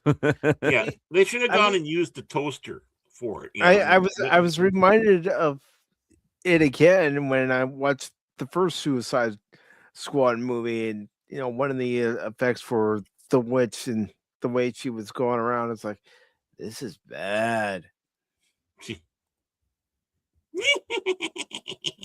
The Tom Cruise movie is the best. Man, that was hard to type. Oh gosh, patta. Hey, you still watch See, because of that's- Tom Cruise. Because See, just that what happens Tom Cruise. when you sit down and watch 400 episodes of One Piece, probably in a setting. And Tree Rock says, Mike, no, I don't like the Mummy movies for a number of reasons. That's fine. Yeah. It's great when you're stoned. I When think aren't you? I have talked about the fourth movie a little bit before I went on my long break, and I think the only thing that worries me a little is the directors of the movie, because they did the movie Ready or Not, and also they're the ones who started the Scream franchise again. Mhm. That didn't do really well story wise and all that. So Yeah. and they do like to put in some political correctness here and there in their stories and what they do. So I think that's like the only thing that worries me a little. Mhm. But I really hope that they will stay away from that now. I hope so. I'm allowed to hope, but I will take it as it comes. But still, that's the one thing that worries me a little bit with the movie. Yeah. By the Well, way, I just wanted to say this, Bachter. That great. Keep going at it, man. You got my support. proud of you, brother. Yeah, proud of you, man. It's hard. It's hard. Anything like that is hard. But this article from Superhero Hype says The Mummy 4 anticipated Brendan Frasier sequel scores earlier release date. The next entry in Universal's The Mummy franchise, The Mummy 4, has a new release date, with the film moving up for the highly anticipated sequel. Well, I know Brendan Fraser was pushing for the sequel to be made, especially yeah. after the success that he had with The Whale. Oh, October Mhm. 15th, one day before my birthday. Oh. Mhm. According to a new report from Deadline, The Mummy 4 will be released on October 15th, 2027, next year, almost a full year earlier than the film's originally planned release date. The film was originally set to release on May 19th, 2028, but that date will now be for something else, presumably. Brendan Fraser, Rachel Weisz, the two stars of the original franchise, are set to return to their roles, according to Deadline. Yeah. The pair were both said to be in talks to return to the franchise, but now it's official. Fraser will reprise his role as Rick O'Connell, while Wise will reprise her role as Evelyn Carnahan. Come on, Mike, read. Yes, Reading, please. it's not hard, but you make it hard each and every pop talk. Reading is power. The Mummy 4 will be directed by Radio Silence's Matt Beninelli, Oplin, and Tyler Gillett. The film is written by the pair alongside David Coggeshell, or Coggeshell, however you say his name. No official word on whether other cast members are set to return has been made as of now. It's worth noting that this won't be the only mummy-related movie audiences will soon have a chance to see, as Lee Corrins is also working on his own mummy movie produced by Jason Blum and James Wan. That arrives next spring from Warner Brothers Pictures. The cast of that film includes Jack Rayner, Leah Costa, Veronica Falcon, and May Calamaway. Originally, Hey, Fats. hey Steven. Well, Hey, Steven. to read an article and he screws it up royally. But I also want to say, that the writer for the movie hasn't really done anything big other than I think, the biggest thing they had probably done is the Family Plan movie Mhm. with Mark Wahlberg, the comedy stuff, and he did some writing on the Scream TV show that was at some point that was terrible. Mm. Not But you good. never know. This might be the thing. Let's hope. Yeah, I have to hope then. Yeah. Oh yeah. Just for Brendan Fraser, we got to root for Brandon. Yeah, we have to. Yeah. Well, he's a likable guy. He's always been a likable personality, and Mhm. he just doesn't like the Hollywood bullshit. No, they Exactly. screwed him big time. It's like, even though the movie will never come out, I still want to see the Batgirl movie just because of him. I want to see the Batgirl movie because I'm wondering, is it as bad as they were saying it was? As That to why too, they shelved I it, still wonder, or is it so Yeah. bad it's good? Yeah. Yeah. I mean, just the curiosity is going to give them a lot of views. So just put it out, man. Mm-hmm. Originally released in 1999, The Mummy was followed by two sequels: 2001's The Mummy Returns and 2008's The Mummy: Tomb of the Dragon Emperor. Fraser, Wise, John Hanna, and Arnold Volosco all returned for The Mummy Returns, while only Fraser and Hanna did for Tomb of the Dragon Emperor. Maria Bello played Evelyn in that movie instead of Wise. Yeah. And also I do remember the reports and the talks that they might ignore the third movie and just continue practically right after the second movie instead with this movie. I don't know because I was never inclined to go see the Tom Cruise Mummy movie. That movie didn't appeal to me. Yeah, no, I have I watched one with Tom Cruise, but I don't know that part. I didn't need to see a 2-hour film where the mummy's going, Tom Cruise is in my closet. He won't come out. no, the mom's going, oh my god, it's Maverick, and dude. you know and also the Tom Cruise mummy film were supposed to start, you know, the monster universe, and you know they had a whole casting, Johnny Depp, everyone, you know, they had like a picture with all the casting they have ready, and the movie flopped so bad, you know, they just decided to, you know, scrap the whole thing. Well, I think I'll double check, but I think that Mummy movie was also written by Alex Kurtzman, or he had something to do with it. I wouldn't doubt it. I'm looking right now.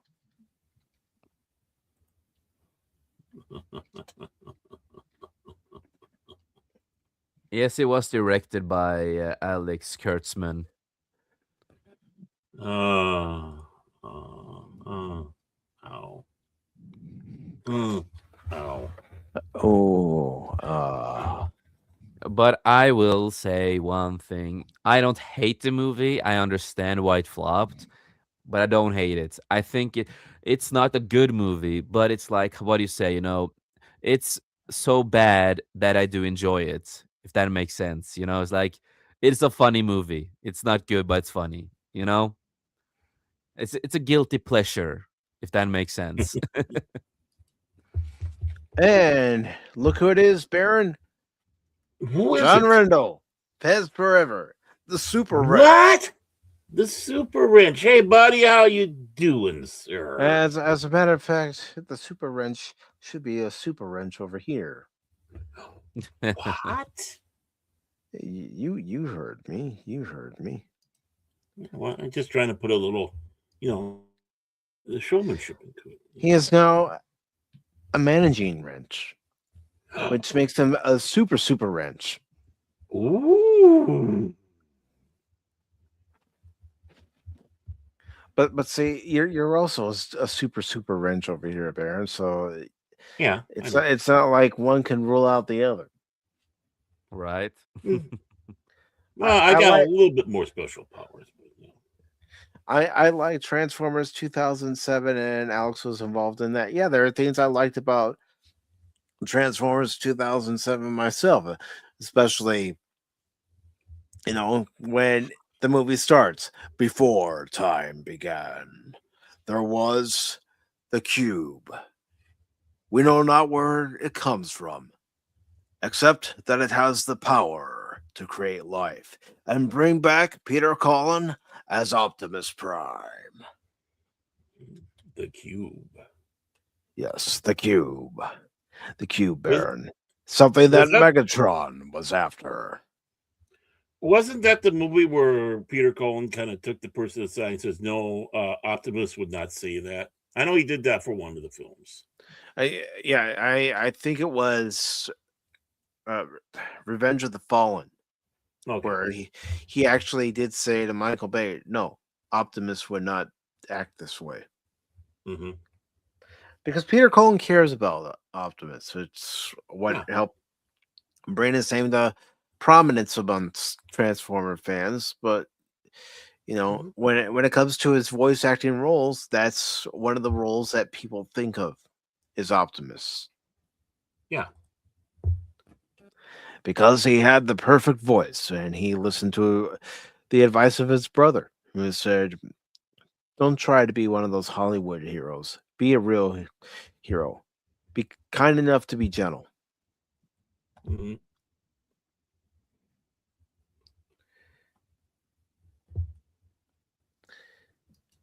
Let's see.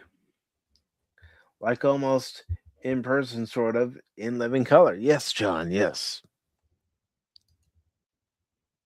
I think they did Jet Sparks is what Spock is saying to Jet about the retcon of the third Mummy movie. You're welcome, John.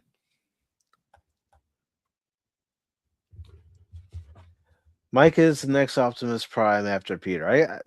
I wouldn't go that far, Spock. I appreciate it, but I wouldn't go that far. I don't know. Michaelmas Prime or Microtron? Rodimus Prime. Oh gosh! No, you Hey, don't, dude. No, you don't, Baron.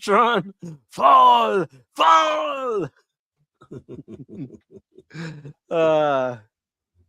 Are you doing a Transformers 1986 watch party for the 40th anniversary sometime this year? I've been thinking about it. Yes, Baron. I know it wasn't that long ago. We did a watch party of Transformers the movie. I know. Not saying anything. I know, but I have been thinking about it. I'm not gonna lie to everybody and say, "Oh, no.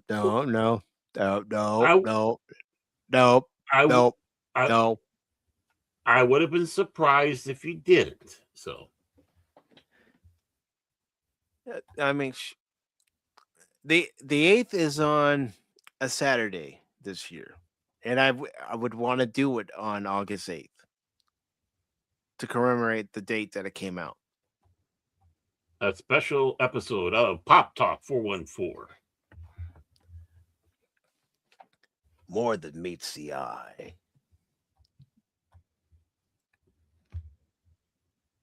Yeah, I know. But you've already done that watch party, Mike. Yeah, but come on.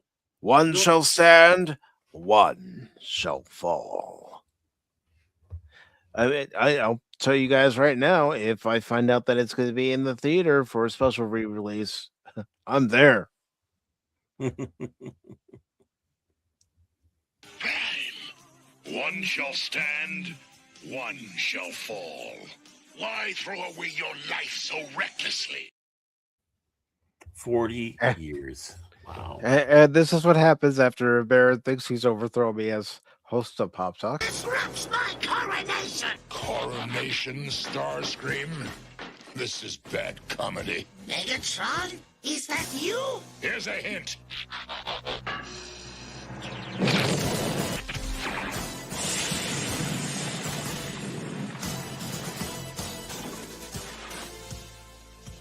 Will anyone else attempt to fill his shoes?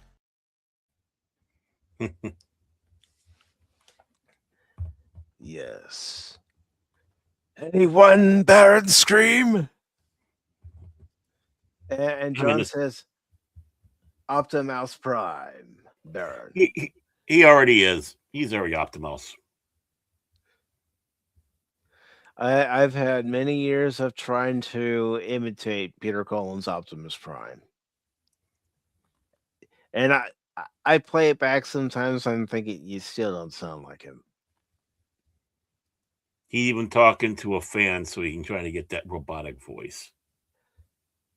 Actually, I did as a kid, Baron. I did. I know. We all did something like that. I tried doing that with the Cylons. By your command, Imperious Leader. My parents would laugh. That's why I made sure I wasn't around. Like a robot.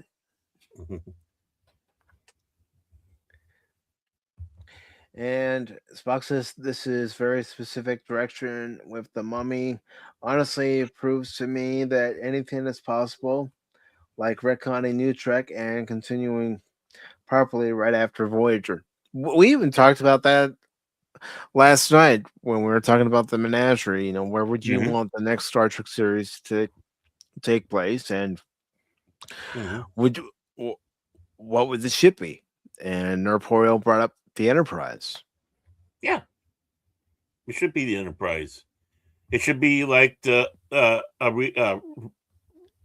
Next Generation Redux. And what I mean Mhm. Redux means that okay, it's been long enough, and we throw it so far into the future, like they did with Next Generation, and nothing in the Kurtzman Trek ever happened.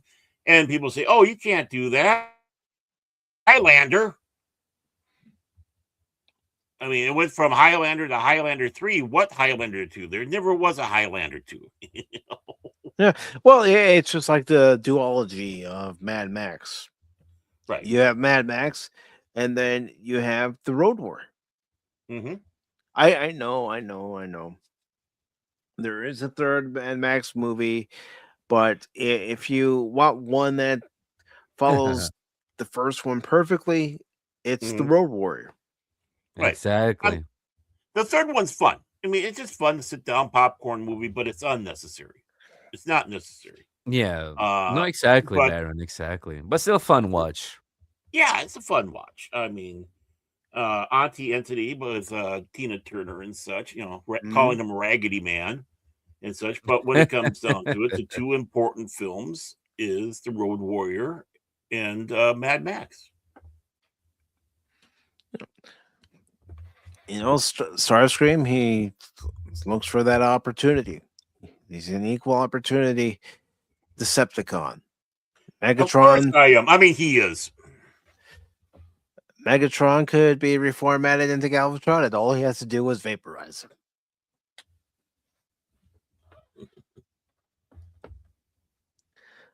Star Trek: The Next Generation. You got it. And this one will have a Frenchman playing an Englishman. Okay. And he has tons of hair like Fabio. You know what? I know. Go ahead, call this cheesy, but why not call it Star Trek Phoenix? And yeah, the Enterprise could be the main ship, but call it Star Trek Phoenix. Mm-hmm.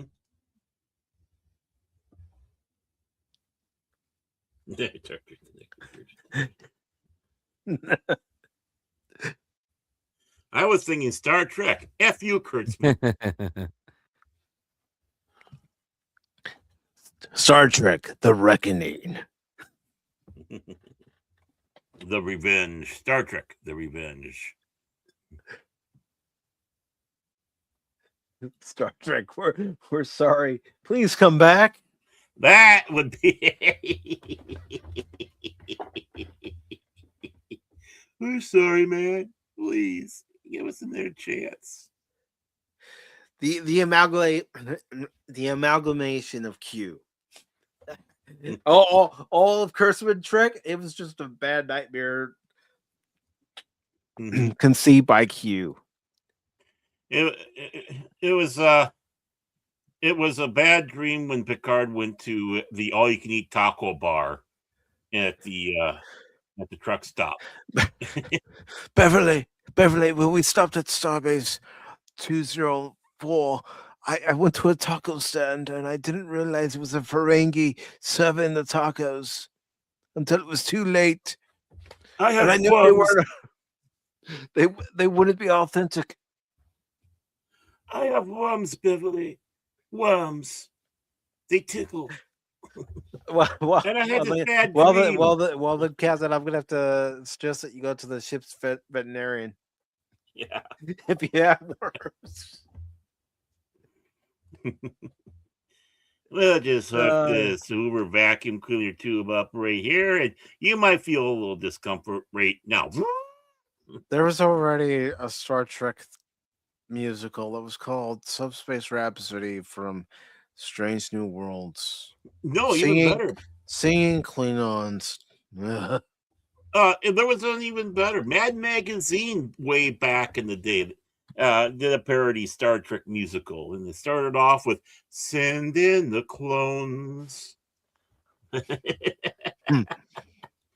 I wish I could find that issue, but yeah, I mean, not only did they parody Star Trek as Star Trek, but they did Star Trek the musical, and trust me, far better than anything Crispin could have.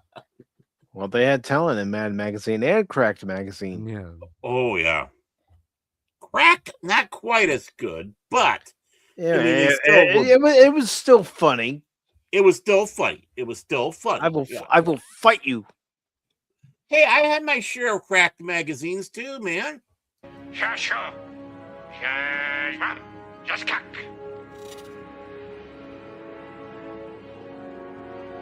He said, "Today is a good day to die." Mad Magazine was like Playboy. Crack was like Penthouse. You know, both quality. It just had a little different approaches. I don't know. I think that video should be the regular video for whenever we're talking about the weekend box office. Yeah. I'm serious. I know you are. I know you are. Because we do have the weekend box office, and the number one movie domestically was Michael at 97 million. And I'm gonna say I'm so happy that it's up there. I watched the movie. I was there the first day premiere. I'm a big Michael Jackson fan. It really showed you a lot of what at least I've been talking about for many, many years. The only unfortunate part is that there is so many scenes that is removed from the film because of a lot of legal reasons and a lot of drama behind the movie. Because again, the movie got announced in 2022. They started filming and they filmed into the whole, the dangerous era of Michael Jackson, when the police came, when he got stripped naked by the police. They filmed every single thing that was part of Michael Jackson's life. So unfortunately, it does end too early with a lot of stuff, but they had to reshoot it for a lot of purposes. But I will say this: Jafar Jackson embodies Michael Jackson. Even when he sings, he sounds so close to Michael. You hear a little difference here and there, but he sounds like Michael Jackson. He get the personality 100% like Michael Jackson. You do get to see the past of Michael the perfect way that Michael has explained it himself. And remember, one of the sons of Michael helped out with this movie to be as perfect as it can be. Blank? And no, not Blanket Prince. And also I will say this, it's not a spoiler anymore. Jafar Jackson said that part 2 of the movie is in the early development. There's a lot of legal things they have to go through, but I think the movie has proven that they don't care much about that anymore, and they will fight to get the second part of the movie out to show the full story that this movie was supposed to do and show. And Maybe it's bring just in some of the parts they cut out, possibly. yes, that's a lot of stuff too. Like I said, it goes with the dangerous era, and you go to everything that happened with the allegations. You would have a scene of Michael being stripped down naked and humiliated by the FBI, police, everything, and show you how Michael felt at that moment. Also, the way Michael Jackson had described the situation and how bad it made him feel, how depressed he got. And they said that's going to be a scene that people will really feel when they see it, because they are not holding back in this movie, and the other scenes we didn't get to see, they were not holding back on the emotions.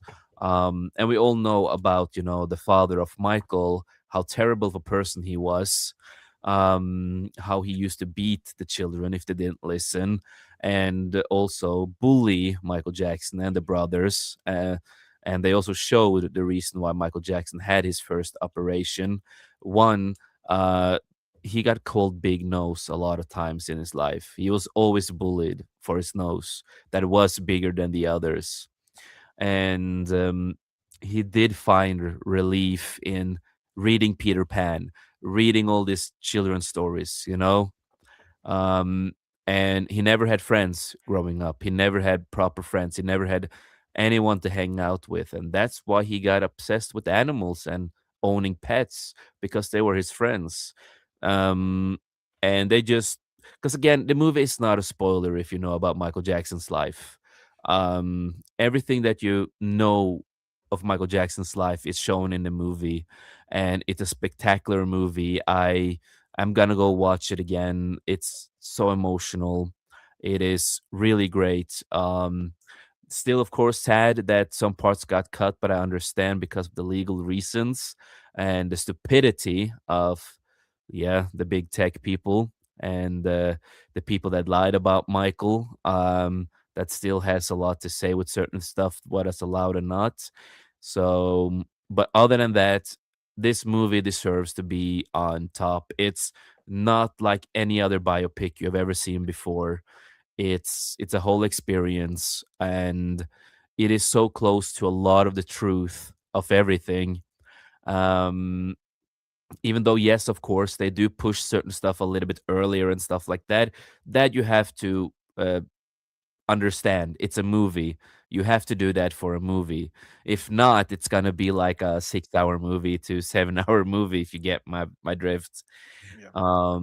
And no, it deserves to get all the praise that it does. The fake media that tries to review this movie can go and suck something.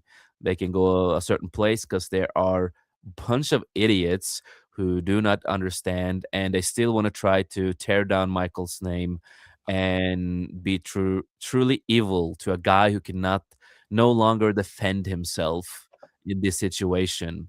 So yeah, sorry, I'm rambling a little bit too much about the movie.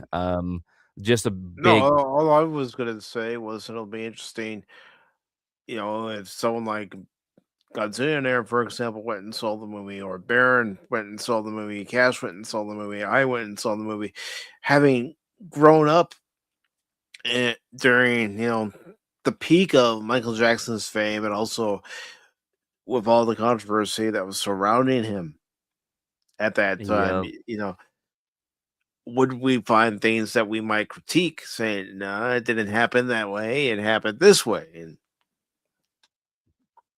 yeah, All I know is, from what I heard, for every time he grabbed his crotch, that's when they got an extra million. So it looks like 97 million times. 97 million times he grabbed his crotch. and I said this on Comic Relief Crusaders stream earlier. I've been on 3 streams today. Uh, but what I said on his stream is that Michael Jackson was more of a gangster than the gangsters themselves, because you have to remember, at the time when he created Beat It, he got the Cribs and Bloods to make a truce just so they were in the Michael Jackson music video of Beat It. And that's how much respect 2 of the biggest gangs had for Michael. And that shows you Michael Jackson was a damn more gangster than anyone else. people loved Michael Jackson. You can't tell me that people growing up in the late 70s, early 80s, going into the 90s didn't love Michael Jackson. I love Michael Jackson. My sister loved Michael Jackson. Everybody that we knew loved Michael Jackson. I hear Bubbles didn't. It was a string relationship. And again, this movie really shows you the mentality of Michael, really who he was. And again, Jafar Jackson really, really shows this so great. And remember, this is Jafar Jackson's first ever acting job. He has never, ever acted before. And this is his first time acting. And the way it's like I call it, Michael Jackson's spirit went into him to create this movie, if you get my drift. Because yes, Jafar doesn't look like Michael all the time in the movie. There are scenes where he looks really similar to Michael, but it is the mannerism, it's the personality, the way he sings, the way he talks. And we also have to give kudos to the kid that plays young Michael. He is a great singer, great dancer, a lot of potential. But they really showed you the reason why Michael Jackson did, start fixing his nose, and showing the abuse again, and really to make you understand the mentality of Michael Jackson. And that is something I have been trying to defend for so many years about Michael, um, of all the research I have done since I was young. And you have to understand his whole childhood to understand who this man was. He he never really grew up. He never had a childhood. He never had friends. The best friends he had was animals. That was his best friends. The time that he was free, and the times when he could read. He was a big geek. He loved everything geeky, everything from the Peter Pan stories to Marvel. At some point, he wanted to buy Marvel. He was a big fan of all these The fact things. that he worked closely with Sega, Yep. and not just for the game Moonwalker, but there's always been this long-standing rumor, and some say it's fact, that Michael Jackson wrote some of the background music for Sonic the Hedgehog 3 because he was such a fan of not just the games, but the game industry itself. Yes. Michael. He was a big geek, and they showed that a little bit in the movie. And if you look through Michael Jackson's life, he was a big geek, and that is always fun, to see geeks out there. But the movie deserves to be on first place. You know, if you are a fan of Michael, I highly recommend go and watch the movie. Don't listen to the fake critics; they just want to tear down the movie. Some critics also called the movie whitewashing, not because of Michael, but because of the whole movie was apparently whitewashing somehow. Don't I'm still trying to understand what the heck they meant with the movie being whitewashed. Who Still don't knows with understand. today's journalism? I mean, you had the twat waffle post a tweet. Her name was Mary Morgan, and she was talking about pragmata and how childless single people don't have feelings like women do when it comes to raising kids. I'm not quoting exactly. I don't intend to No, but I know quote it what you mean. exactly, but So the movie just deserves. That's all. Last thing, the movie deserves to be on top. It deserves to be on top for a long time. If you're a fan of Michael, go support the movie. Show love to the movie. Show love to the family. Especially T.J. Jackson, who has been fighting his ass off on X because of a lot of idiot people out there. He's been fighting hard and speaking the truth and calling out the media. Um, so go support it. They also have some cool merch for it. I think it's more in America that has this cool merch now. Where I live, we just have stupid bad bottles that looks like microphones. They were not that good. I wanted the Michael Jackson hat. I wanted a Michael Jackson popcorn hat, but unfortunately, we did not have it. yeah, well, Michael made 97 million here domestically. Meanwhile, its worldwide draw was 120 million, for Yeah, a total of 217 million. and it just deserves more and more. And I had a really great time on the premiere. I even got free popcorn because I decided to dance, and the people that works there, they filmed it, they posted it on Facebook, and then we got some free popcorn, 2 buckets. Nice. Can't beat that. Yeah, he's not Exactly. as pale as Michael, but he's pretty good. Well, I will. What can I say? I am pretty pale, according to my wife. I am almost Michael pale. my original paleness. I'm a vampire, you know. I mean, I always like listening to Bad. My mom's favorite song of Michael Jackson was Billie Jean.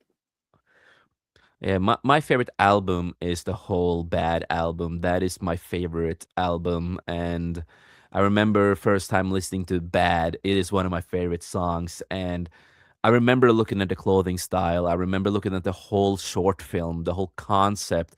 Because if people remember this, Michael was a damn good of an actor. Go and watch Captain EO. Watch the short films that he did with some of the stuff he did earlier.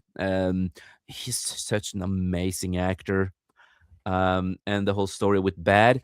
And if it wasn't for Michael Jackson, we would not get Blade, Wesley Snipes.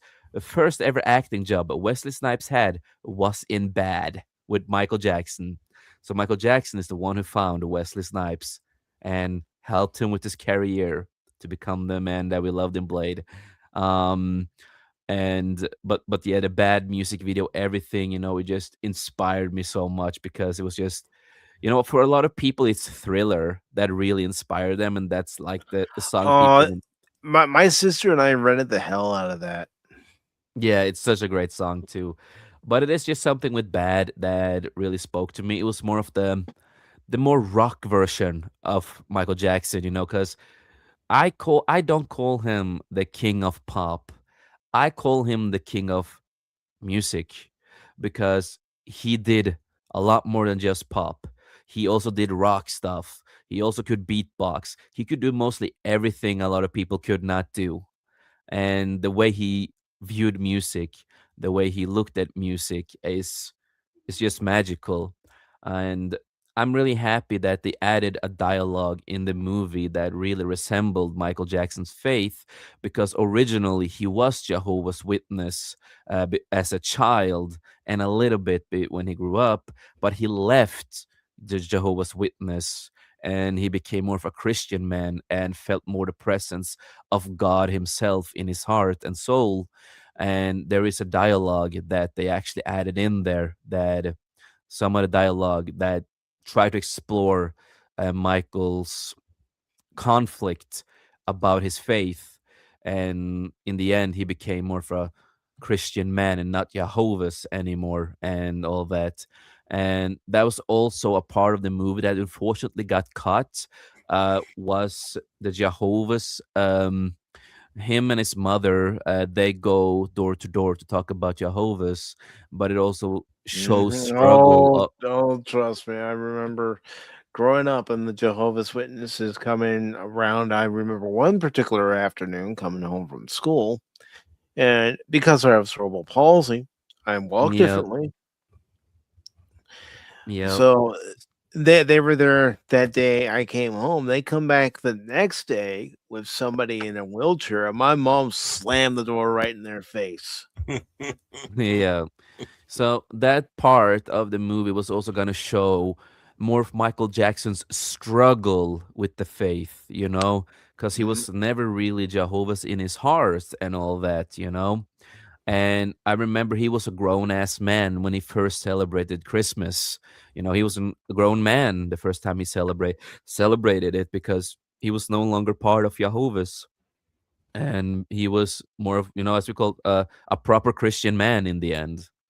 And like he said, and just the only thing I will say of dialogue is that he does mention, in the movie that he feels that practically that God made a purpose for him, like God had a plan for him and purpose for him. That's practically the meaning of that dialogue in the movie, and that was showing him to be becoming a Christian man.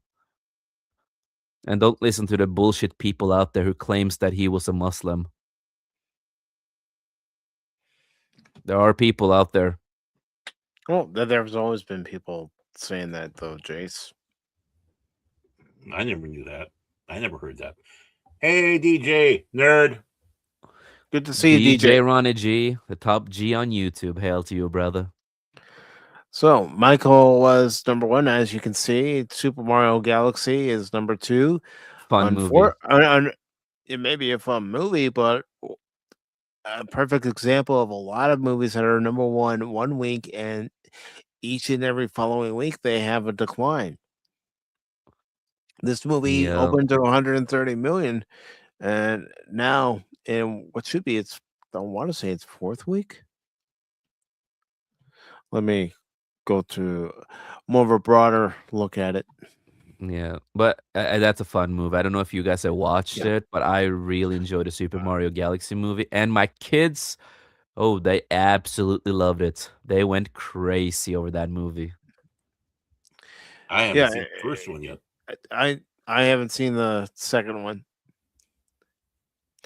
but yeah, in its fourth week, 21.2 million, and it's currently at 831 million. And I've been saying this. I don't think this movie's going to cross a billion. The first one did, but I don't see this movie crossing a billion. And from what I've heard from different people who have seen it, some say it's as good as the first, and then other people have said it's all over the place. I personally, from my perspective, I think it was better than the first one, in my opinion. Um, I love the story. I had a lot of enjoyment what they were doing with the story. And remember, I'm not a Super Mario fan. I don't care much about the games and stuff like that. I played a couple of games. I know what I need to know about Mario. Um, and no, I give this movie a high 8 out of 10 for me, and that's surprising for me too when I watched it. And but the way I looked at it, it's everything that a geek wants, in my opinion. It's made for the new fans and bring in new fans, and also for the old fans who grew up with Super Mario and everything. And just an overall fantastic movie, in my opinion. Okay. And the kids ate it up like candy. Yeah, They and that's who it's aimed at. It's aimed for the kids. my kids were so, they were like could not take their eyes off the screen.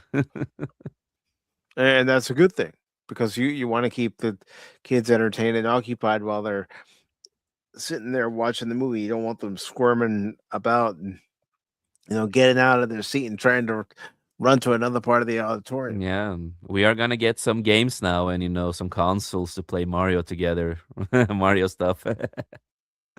Nice, very nice. Of course, Project Hail Mary, as Oh, you see here, fantastic movie. it's made almost the same amount internationally that it's made domestically, so that's pretty good for Yeah, it. Of course, for this and weekend, it that's one made of my 13 favorite. million.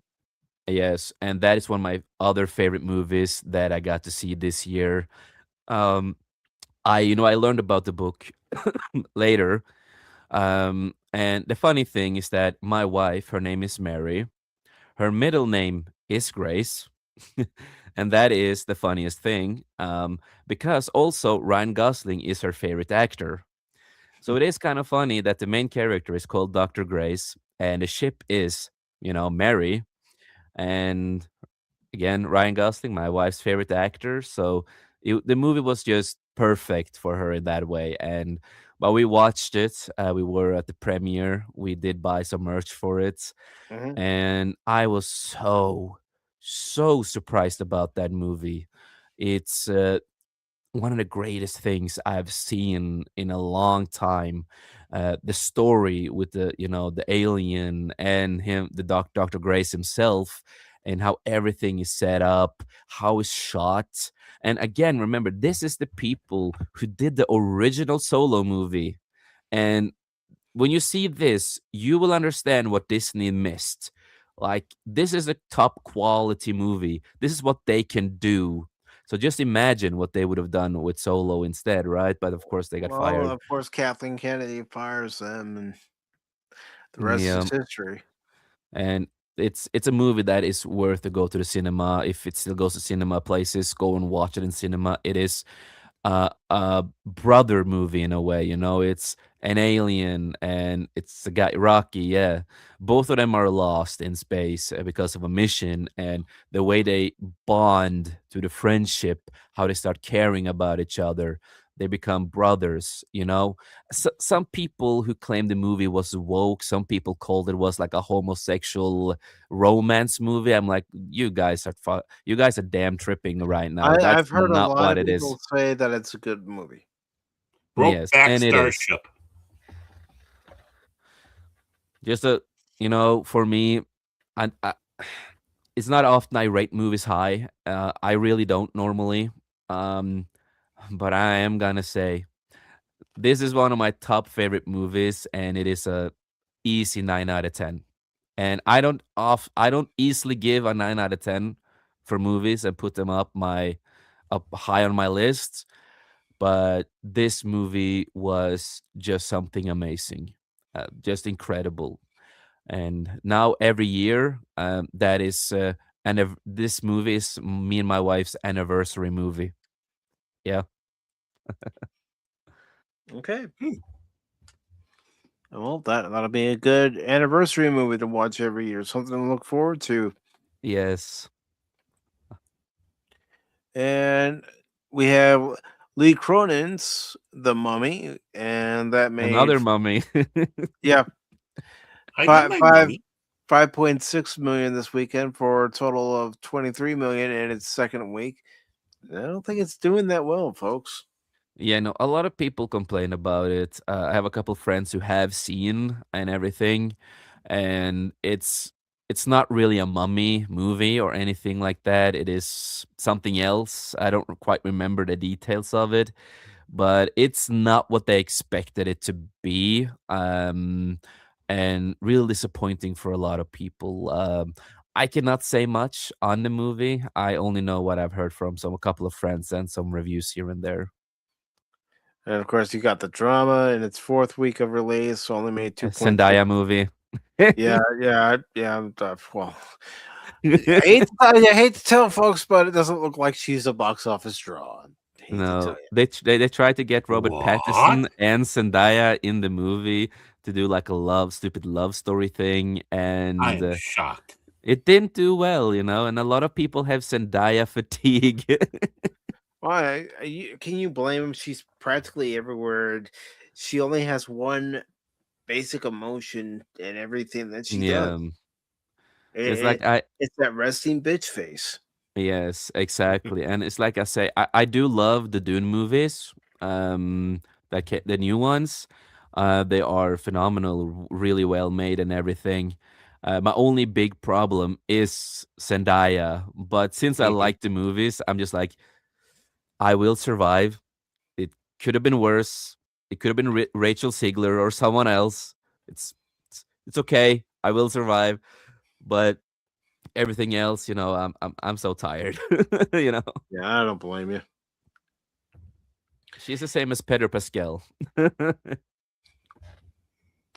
And of course, the Halle Bailey movie, not Halle Berry, but Halle Bailey movie, You, Me, and Tuscany, hasn't been performing well either at the box office. Nope. No, it hasn't. I don't know what kind of movie is that. Do you know? It's supposed to be a rom com, from what I've Ah, read about it. When a Rom woman com crashes, with no chemistry. yeah, when a woman crashes at an empty Italian villa, posing as the owner's fiance, she discovers an unexpected romance that could transform her life. I mean, if that's your kind of movie, okay, but just reading that yeah. description makes me go, no.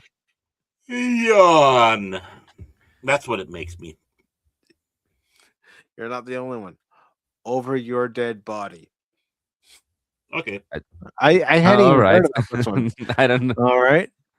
Don't know what that is. A dysfunctional married couple retreats Oh. to a secluded cabin to repair their relationship, but each secretly plots to murder the other.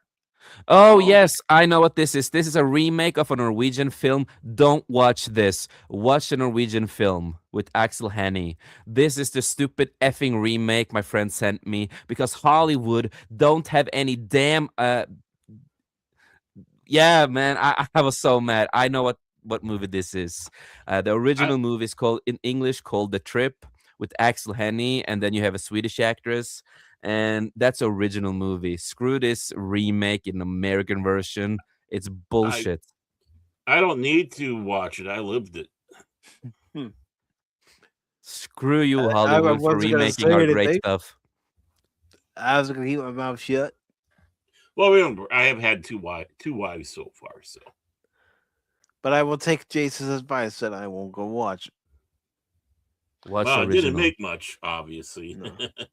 Mother Mary. Long buried wounds rise to the surface when iconic pop star Mother Mary reunites with her estranged best friend and former costume designer Sam Anselm on the eve of her comeback performance. Okay. Drama, music, thriller. Okay, that doesn't make me want to go see it, and obviously there are other people who went, huh? Only 18,000 international, it looked like. Yeah, and it released. What a barn burner! It released in 5 theaters. Oh well, 5 theaters. That's pretty good. That's a lot.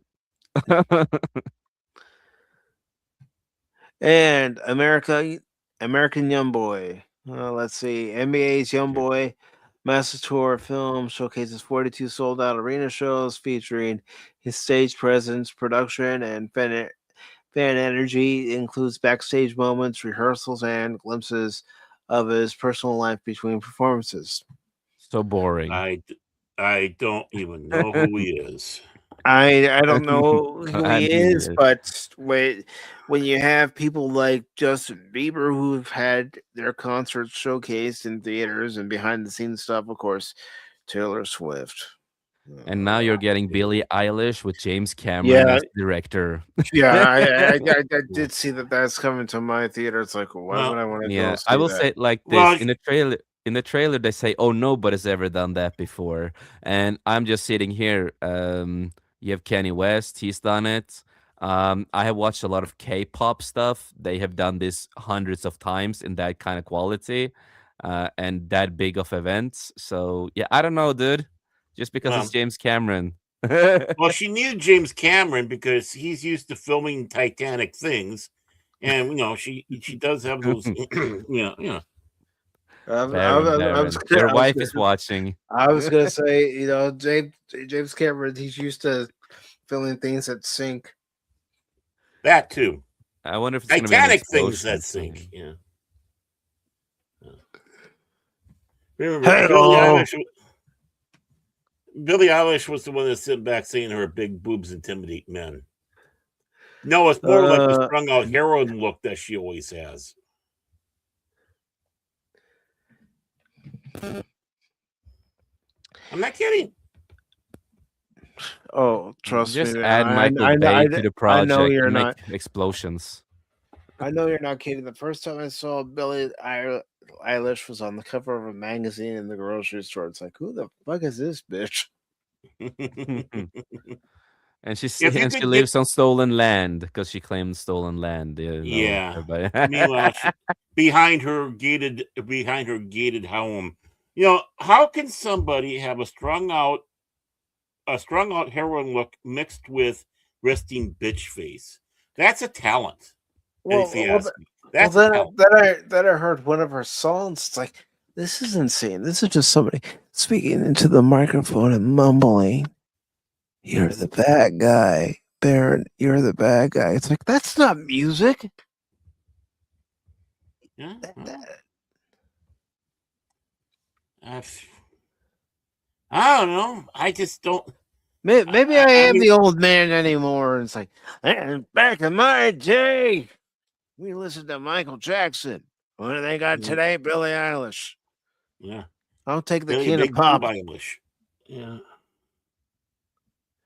Well, I'll take Michael Jackson, Billy Joel, Celine Dion. Nope. I know what people say about Celine Dion, but come on. She's French Canadian. That's what I say. I'll take Janet Jackson. Mm-hmm. I'll even take Barbara freaking Streisand. Ooh.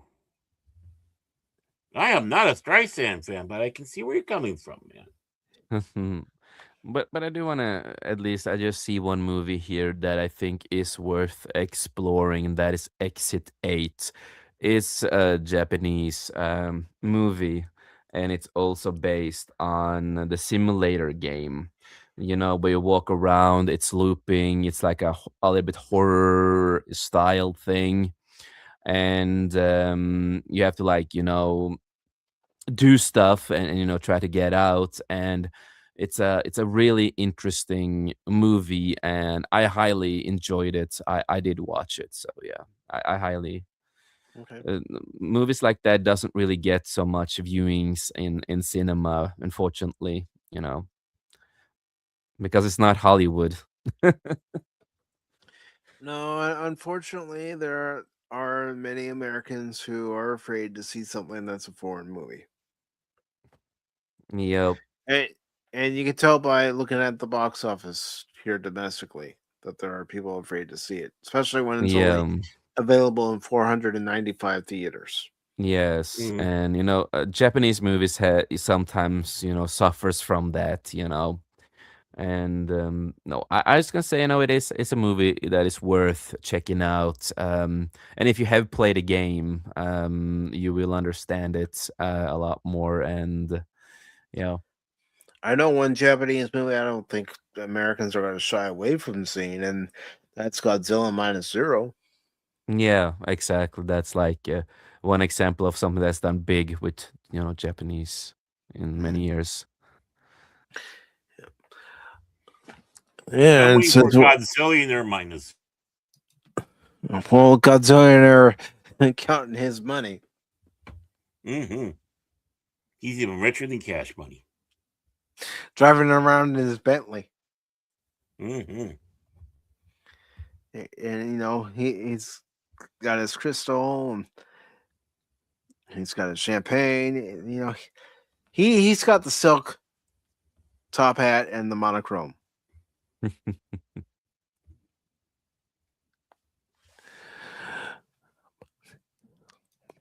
All right, so we do have one more article for tonight's edition of Pop Talk. And it's about Discord and Xbox.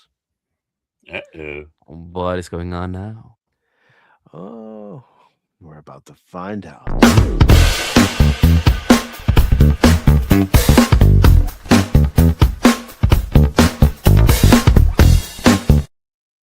I don't trust him. This article is from Nicole Stewart of Bounding in the Comics, and it says Xbox Discord partnership revealed, offering new Game Pass Starter Edition. That's right, ladies and gentlemen, there is now a Starter Edition. Oh, huh? Yeah, we'll get into it. We'll get all the details.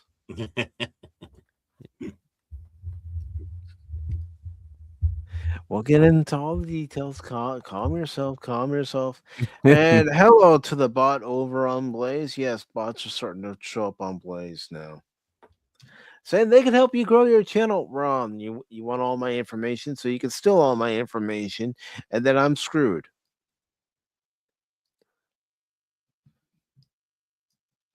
All right, so it says here on April 22nd, Discord's X channel hinted a collaboration with Xbox with just the caption reading soon.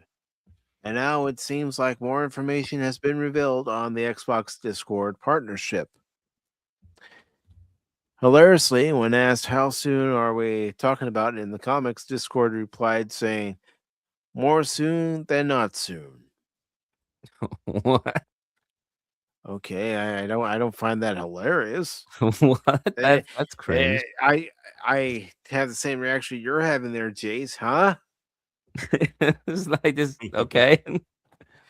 According to Discord previews on X, it seems as though the new partnership will result in a new Game Pass. The new tier is for Discord Nitro subscribers. The $9.99 subscription will offer free access to Xbox Game Pass Starter Edition. This will supposedly include access to 50 games from the Game Pass library, 10 hours a month of cloud game streaming, and Xbox rewards. Sounds like a ripoff already. Yeah, I'm gonna say this. That's not even worth the money, honestly. And I just gotta say this. I remember back in the day when Discord was free and you didn't need to do anything with paying or other bullshit, and it really annoys the crap out of me. Well, even with X, if you want to update your security for certain features, you got to pay for it. You shouldn't have to pay to secure your account. Exactly. It says, while the full list of games offered has not been confirmed, the leak art by the channel shows that Stardew Valley, Gears 5, Dishonored 2, Overcooked 2, Fallout 4, and Grounded are a few games that players can expect. Okay, so of all those games, I can tell you I've only played one, and that's Grounded. Yeah, and I also, gonna say this is that most people who buy, pays for Game Pass, they do it a lot of times for new games that you can play on the first day. This is like you said, this already sounds like a ripoff, and this can also go to different, deals that Discord and Xbox can do. Like, oh, if you pay more with the, with the Discord, you pay more on Discord for this and this. Oh, we will give you, the Ultimate Edition or the higher edition, whatever. Yeah. It says while 50 games is on the smaller scale compared to the other past years. Oh yeah, it's wow. It's very small compared to the other ones. This is a great partnership for those who are looking for more perks with their Nitro subscription. I think it's a ripoff. Ripoff. I don't agree with you there, Nicole. I think it's a ripoff. And from the leaked information, it seems as though the reactions are positive, with many sharing that they might get Nitro or subscribe to the higher tiers of Nitro for the Game Pass alone. Just seems like a waste of money.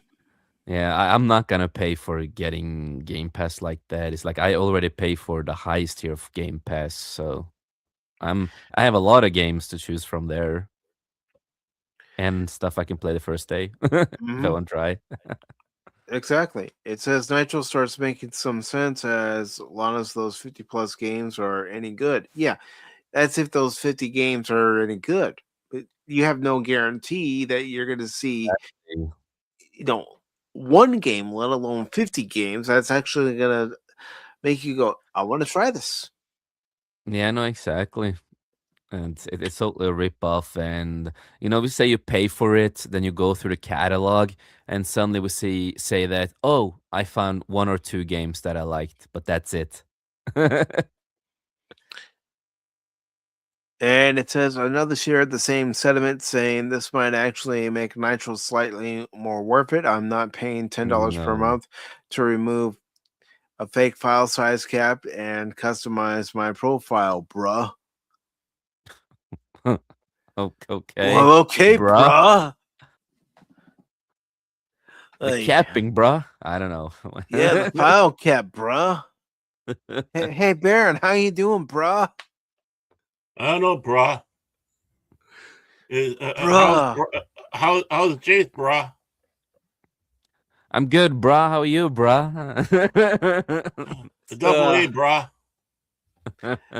This news comes just days after it was announced that Xbox is dropping Game Pass Ultimate price from $29.99 to $22.99. Yeah, that's because they got a lot of backlash, and the new CEO said they have to drop it. Yes. It seems like the trend is continuing as the new Xbox CEO, Asha Sharma, is working hard to rework as much as she can to bring Xbox back to its original state. Well, that they have a long way to go.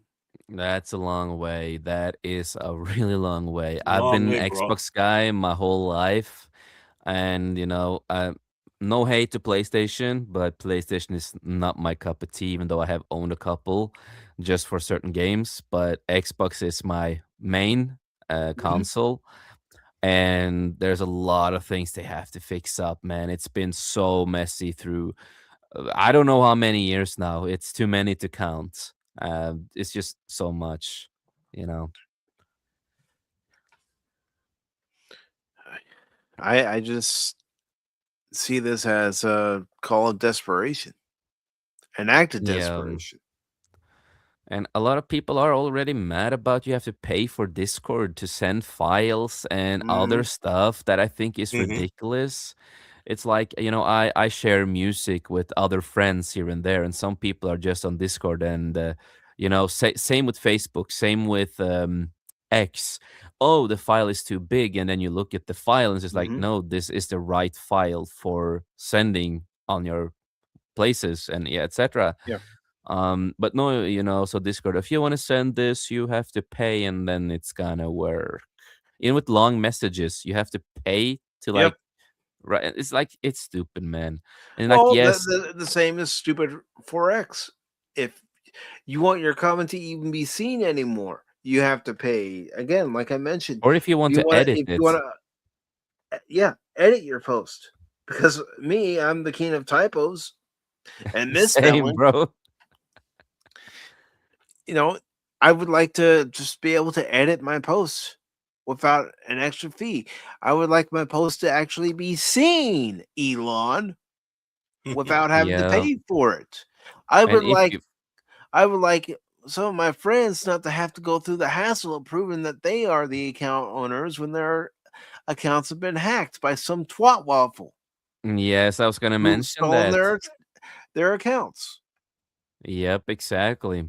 And when you pay like that, for the people who pay, it's like, where is all the things you guys promised, the security, etc., even the proof? Like, you guys know that, right? It is so ridiculous.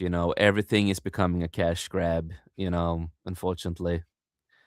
And again, I mean what I said to you on Thursday, Jace. Thanks for letting me know about what happened to our good friend, the Comic Relief Crusader, in his account, because that Yeah. came shortly after someone else we know got her account Yes. hacked. Exactly. So I can announce at least, that old profile is suspended. It's gone.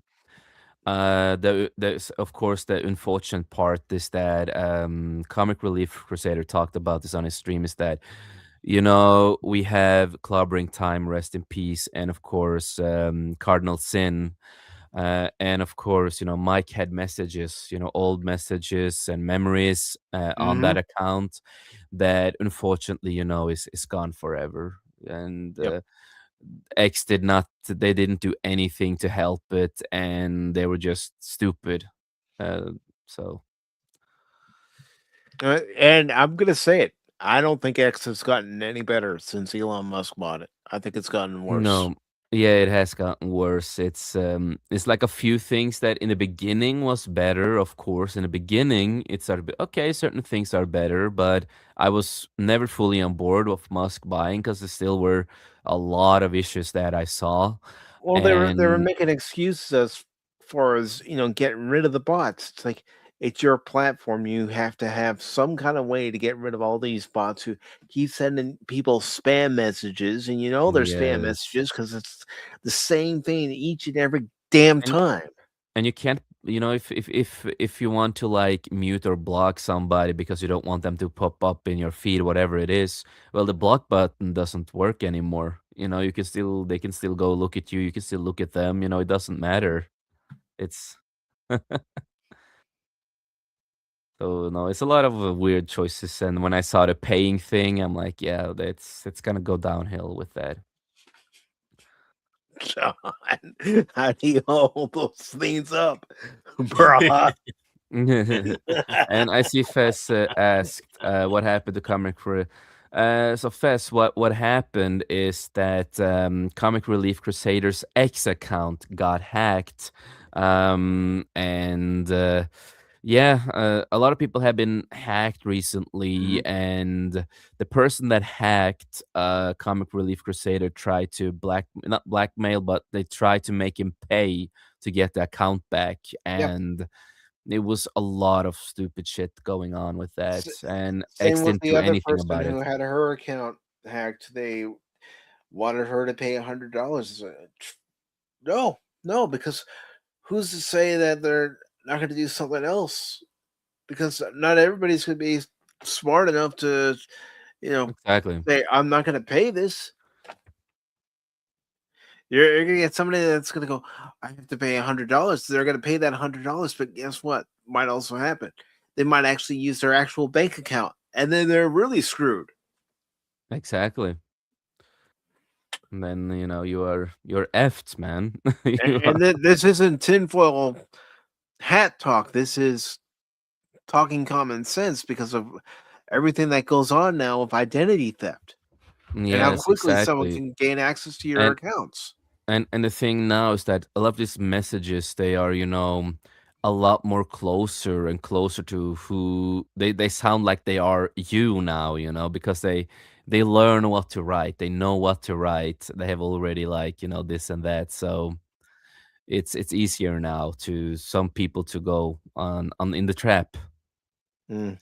Especially when the messages are about streaming, when a lot of people here are streaming and doing this kind of business, and they use that. Even on Blaze now, you just heard me say it a little while ago. There are bots on Blaze saying, "You want your channel to grow? You want to be seen? You want to be monetized? Well, guess what? Click this link, contact me, and I'll rip you off." Because that's ultimately what those people are going to do. They're going to rip you off. Yes. So don't ever fall for those scams. No. Don't ever fall for the schemes because they're not legit. Some of us weren't born yesterday. Yeah, and X security stuff, all that is bullshit, Even if you have like, extra password like, protection and stuff, it doesn't work, man. It really doesn't, it's you still get hacked with no notification. So Elon, what we're saying, fix your shit. You're supposed to be so damn smart, right? I mean, I signed up for Rumble, not Rumble Premium, but X Premium for a year. I didn't really see any advantage to having it. Yeah, I could stream this show to X, but really, I didn't see anything that made X any better. I was still getting the spam messages. Same here, man. Like all the spam, all the fake accounts posting, all the fake accounts that follow you, and all the corn accounts, popping up, starting to follow, and it's just like, yeah, Musk, you have to fix that shit if you really want the platform to work, man. But he doesn't care, he does not care. No. If it sounds too good to be true, then it's too good to be true. Yeah, exactly.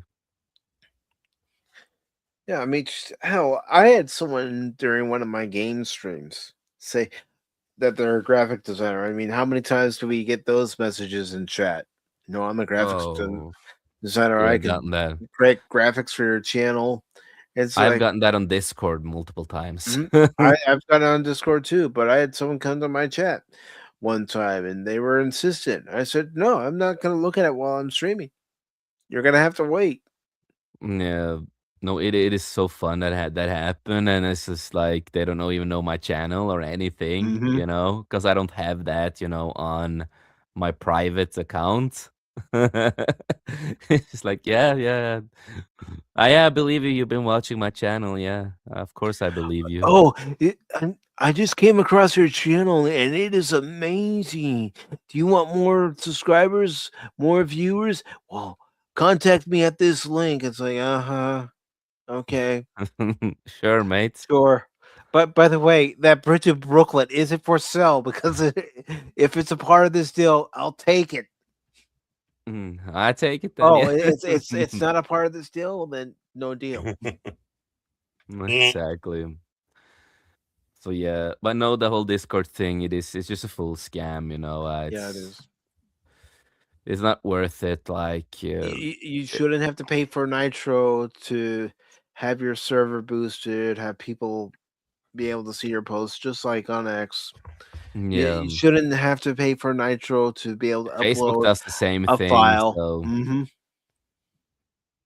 it's like, I think yes, it was actually yesterday. My wife, she was on Facebook, and suddenly, you know, she gets like this pop up because sometimes Facebook does pop up now with, "Do you Mm-hmm. want to be verified on Facebook?" You know, din din din din. No. So they've No. started doing that on Facebook too sometimes now. It's come on, No, dude. yeah, I've gotten into it. It's like, no, I'm not paying extra money just so you can verify my Facebook account, and so I can have kind of badge next to my name, or even Instagram or anywhere else. I've already did it on X. I'm not doing it on Facebook because I don't see any real benefit from it. It really doesn't give you benefit at all. It's just a small features that should have already been there with no pay, Mhm. man. No Like paywall. and editing a post should not be paid for. No, if I make a typo, because like I said, I'm the king of spelling errors. I'm the Amen. king of typos. I'm the king of making grammatical errors too. Mm-hmm. I'm not going to deny that either. But I shouldn't have to pay to Deleted, fix my or mistake, or have to completely delete it and then retype it. yep. Well, there has been a couple of times I see that I did a typo, and I'm just like, "F it, man. I don't care. I'm just gonna let it be up there. People I, understand." I've done that too. I mean, hell, people who I frequent their chat, they can even say, "Oh yeah, that's specific." Lots of typos from that guy. Yeah. I don't care if my It's not, text sounds Chinese. I don't want anybody to think that it's something I'm proud of, because even I go, "Oh shit." After I Yeah, look at it, after I type it, it's just that you get on a roll when you're typing sometimes, and you're not looking, exactly. at the screen to make sure everything came out right.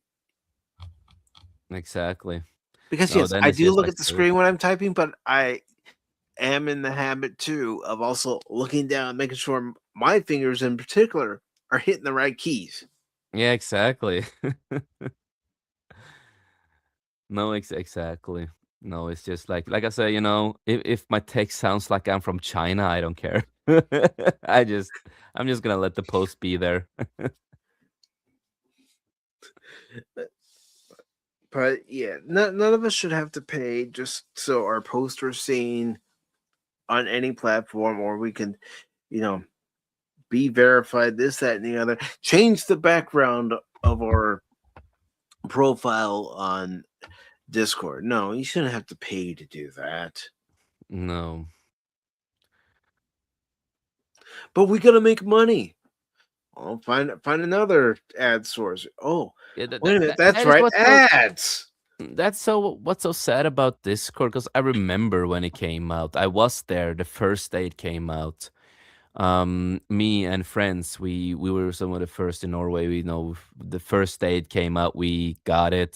So my friends knew about it coming, and Mhm, the whole ideal that was talked about is like this was going to be an alternative, and it's going to be free alternative to talk to each other, you know, talk through, you know, voice chats, make a mhm. better version of the platform, that was going to be free and everything. That was the plan with Discord, and you know, it was great for many years for what it was. You know, no pay, everything was fine. The voice chats worked fine.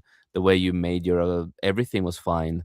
And then suddenly, I don't remember when it was, but I just remember one day I logged back into Discord Mhm. because I was logged out, and I think that was because of the update. And then I log in, and then suddenly I get this pay shit in my face, and I'm like, What's going on? What is going on right now?" Yeah, because when I would game, in order for me and a few other people to communicate with each other, instead of having to use the in-game chat, we would use Skype. Yeah. I remember the old times with Skype, yeah. And you talk about a service that was 50-50 as to whether it would work or not. Yeah. At least it was free though at the time. Yeah, it was. And you're absolutely right, John. Fools and their money are soon parted. But is there anything else on anyone's mind? Baron? Jace? No, not really. No. No, I'm I pretty don't good. know, man. I'm pretty If mindless. there's anything in other interesting stuff that have happened other than I'm excited for Spider Noir with Nicolas Cage. Looks fun. Yeah, that comes out next month, doesn't it? Yeah, I think so. Yeah, it looks really fun. I'm gonna look it up real quick. I know me and my to wife, we see. are ready. I'm interested we're in gonna- watching it. I do have Amazon Prime, so Yeah. Yeah, some other news though. Screw TKO and Triple H for being stupid ass idiots. I wanna just use other words. WrestleMania last week and was a joke. I didn't even watch And the not just show. that, out of I the saw damn the blue, highlights. out of the damn blue, Triple H and Yeah, TKO did a girl, damn your announcement. girl.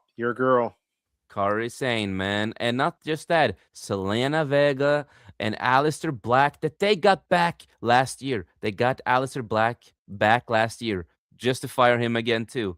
And now there's, the brother of Bray White got fired. Yeah, They just fired a bunch of people. Yeah, yeah. They just decided to fire everybody that people love. Well, And after that, I said, you had a shitty WrestleMania with. I feel bad for a lot of Americans that had to watch commercial every third minute. yeah, I heard about that. It's like, no, this is a Wrestle freaking Mania. Nobody should have to put up with commercials, every few minutes. I mean, the matches, from what I heard, were very short. They were. And a lot of people were saying eliminate the commercials, and you could have fit all the matches that you saw in the 2 nights onto 1 night. Yep. WrestleMania has, WWE has unfortunately become a celebrity farm just for celebrities and commercial. And oh yeah, I remember MySpace, good times. But no, it's just a lot of bullshit now. And I heard about the announcement. I did not know what it was about. And then I go to the internet. Today is when I found out their releases, and some of them did not even know that they were gonna be fired. It was just right out of the blue. Selena Vega was on her live stream, and she had talked about, you got a call from Stanford, something's up, but this one came from TKO themselves. Yep. Yeah. It's so stupid, man. I will say, even though I don't watch the product anymore, I can tell just by the highlights and everything, if you can even call them highlights anymore, that the WWE now is not the same WWE as it was under Vince McMahon. Say what you will about Vince McMahon, he at least knew how to keep people entertained. Yes, there were some WrestleManias that were better than others, but he also knew how to keep it affordable for people to come in. I mean, looking at the highlights from WrestleMania in Vegas, where's the big centerpiece on the stage that lets you know you're at the biggest wrestling event of them all? And at least I saw how Kairi Sane was treated now. Even the wrestlers themselves are pissed off, and there's a lot going on. So there is a possibility that Kairi Sane can come back because of this. Even her co-wrestlers started tweeting and posting, "We want Kari back," you know? So we will see what happens there. But what I say, just okay, TKO, Triple H, just fire all of the people that we Well, like and let them well, continue on to bigger places, better it places. also makes me wonder if it was Stanford, that would have been Triple H calling them saying, unfortunately, we gotta let you go. But could it be that maybe TKO and Triple H aren't exactly seeing eye to eye right now? But this, I do have a big problem with Triple H too. He likes to favor the wrestlers he likes, and he does not care about the wrestlers he does not really care about. He does favor over others, and Vince he's not did a good that too. business. That's Yeah. really no different from Vince. He did that too. It was well known. But Triple really shows it, man, and he does not care at all, dude. He gets the money. He's happy. He's a happy chap either way. Yeah. I mean, He's just a should lapdog. Stephanie have been in the Hall of Fame? I don't know that she needed it this year. I mean, hell, Vince should be in the quote unquote WWE Hall of Fame until there's an actual physical building. That there's really no Hall of Fame. It's just a way to give past stars another day in the limelight. But Vince should be in there before Stephanie. Yep. Yeah. No, I'm not impressed by Triple H and TKO. Also, they are ruining the company. Which it's sad because I remember when Vince was ousted and Triple H Yeah. officially took over creative. A lot of fans were happy. A lot of fans were happy with the product at the time. A lot of the wrestlers were happy with what was going on with the company at the time. Well, Yep. that honeymoon's over. Yep. And also, if you go a little bit back, you remember Cross, for example, when after he got released, he went all out on details. He was so mad, and he spilled the real tea of what was going on in the whole show. Yeah. And he is not a big fan of Triple H either. In his view, a lot of stuff is Triple H agrees with, because Triple H gets the money either way. Well, I mean, let's also face it. It's no secret that Triple H had some pull when Vince was there, especially Yep. when Triple H was a wrestler. Wrestlers who should have beaten Triple H and gone over for a championship didn't go over for the championship. Nope, exactly. And also, as I say, Triple H is a damn cheater. If you remember, one of the first big female wrestlers ever. And what happened to her, that she became an addict and all that kind of stuff. And a lot of that is because of Triple H cheating on her with the daughter of Vince. Yeah. When Triple H and China were in a China, I relationship, think, yeah. they were very smitten with one another. And then Stephanie comes into the picture and Triple H dumps China. Yep. And let's not forget, it was Triple H that pushed for Nicole Bass to be in WWF. Yep. Yes, I don't like Triple H, man. It's a lot of shit with that guy. I was never a fan of Triple H. What? I said I was never a fan of Triple H. What? In case you didn't know, I'd rather root for the guy who was known as the Texas Rattlesnake, who would open up a can of whoop ass no sooner than walk down that aisle, step in that ring, and stuff a mud hole in your ass. What? I said, stomp a mud hole in your sorry ass. And drink a beer. 2 beers. 3 beers. 4 beers. 5 beers. 20, man. 6 beers.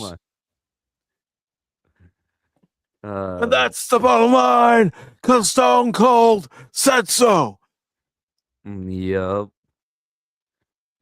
Yep. No, exactly, man. And yeah, it is what it is. But not a good moment for WWE right now, No. and a lot of backlash is happening. And they really, and again, they also have the Saudi Arabia plan and deal And now, people are not happy about that deal. and that's understandable. They also are in love with the money, and that's what they're focusing on. It's That's all all about the money. TKO cares about is the money. They don't care about the WWE product appealing to a broad audience and being available to a broad audience where they don't have to go from one network to another network to another network just to catch up on their Monday Night Raw, SmackDown, NXT, or any other event. I mean, having to pay $30, yeah, we used to do it back in the day to watch pay-per-views, but $30 to watch ESPN plus to watch WWE pay-per-view? And if you're gonna No. go to a show, you don't have money for that. People can't afford to go to shows. Mm-hmm. I mean, I said it the other day. $115 we paid for floor seats, my friends and I, and that was a piece Yeah. for floor seats for SmackDown back in 2014. And the first show I ever went to on Monday Night Raw, I paid $34. Unfortunately, after all was said and done with the way they set up the stage and everything, it was blocking our view. So we got an upgrade, me and my friends, Yeah. How do you because think that works now, man? If you want an upgrade. because we got there and they said to us, they said, well, unfortunately, after the stage was set up, it's actually blocking these seats. So if you come with us, we'll take you to your new seats. And we were right by the stage. So when Kane came out, you felt that pyro. Yeah, And, I and, bet. and you made good eye contact with the wrestlers. Yeah. But Ted Bayasi Jr. was not a nice person. Oh, the guy was an ass. I went to the fan access event for WrestleMania 29. He was an ass. He wasn't saying hi to any of the fans. He was just signing the autographs, then giving the fans dirty looks. Well, such a potential and such a shitty person. Mm-hmm. And I looked at him and I said, "Thank you."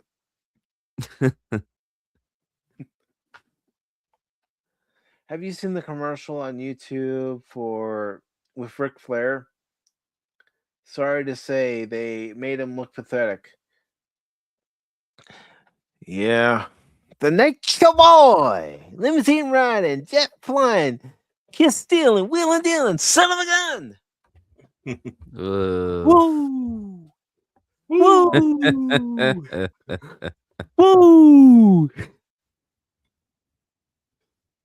Oh, come on, Yeah. James. I know some people like some people don't. The dirtiest player in the game.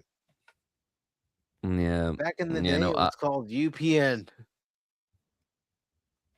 I'm never gonna go to a WWE show, man. I can't afford it now. Me neither, man. But I know there is a bright future for a lot of these wrestlers in other companies.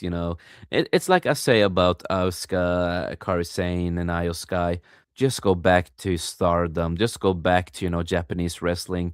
At least they treat you better. At least they have proper shows, and there's less stupid bullshit there than what WWE is doing.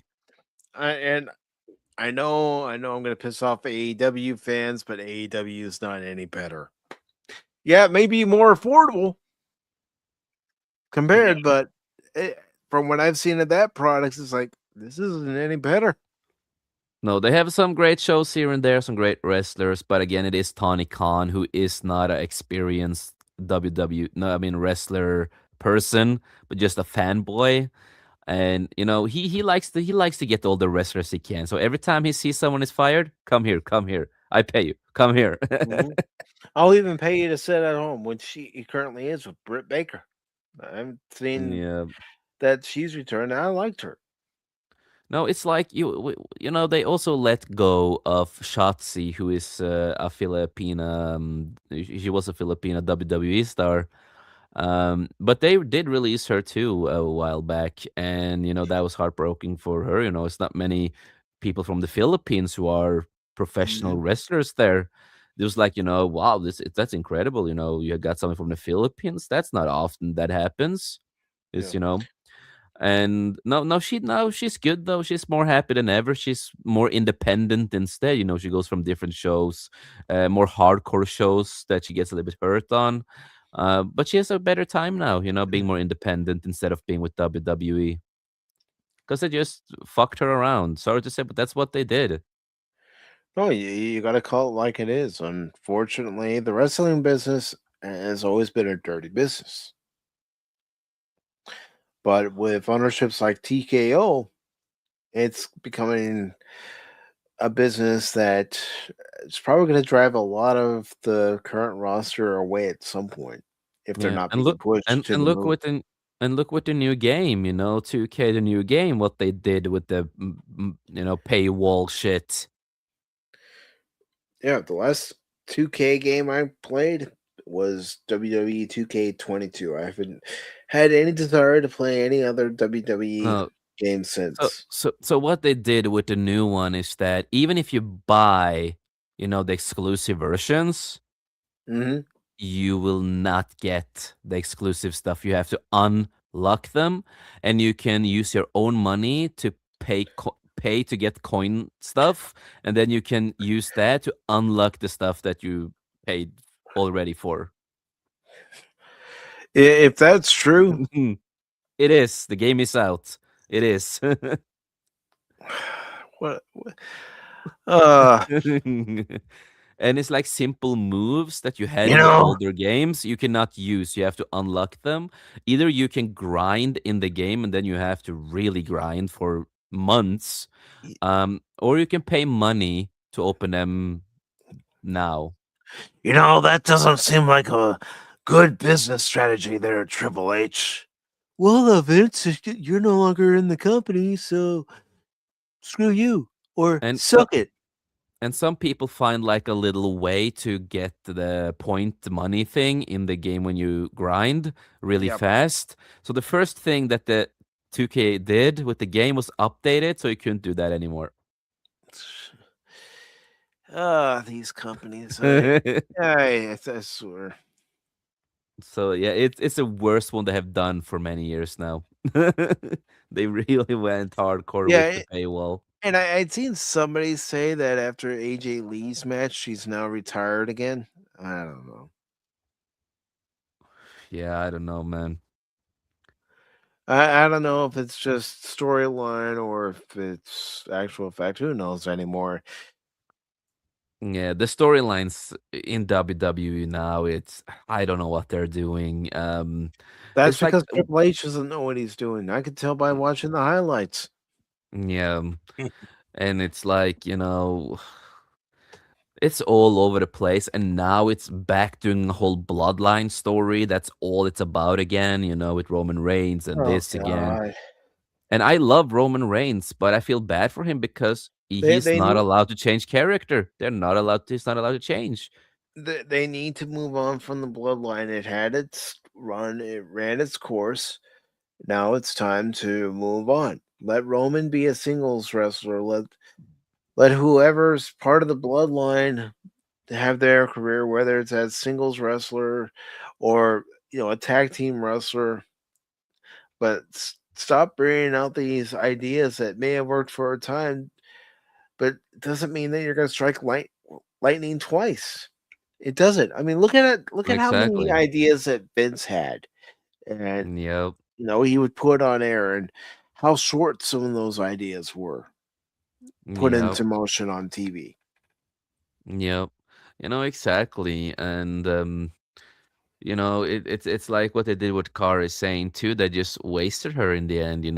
One Mhm. one the things that she did go back to Japan when the pandemic happened to stay with her family, etc.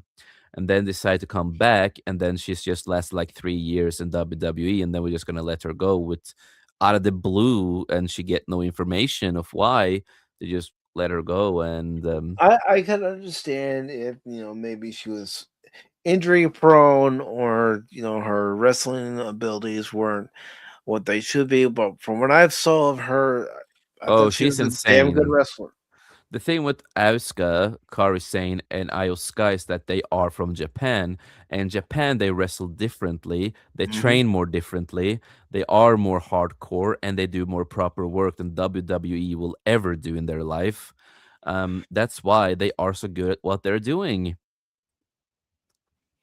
Well, that's why I always liked it back in the day when you had guys in ECW and even WCW saying, I'm not an entertainment wrestler, I'm a professional wrestler, because they would critique the guys over in WWF, WWE, how they would wrestle, because that's how Vince wanted them to wrestle.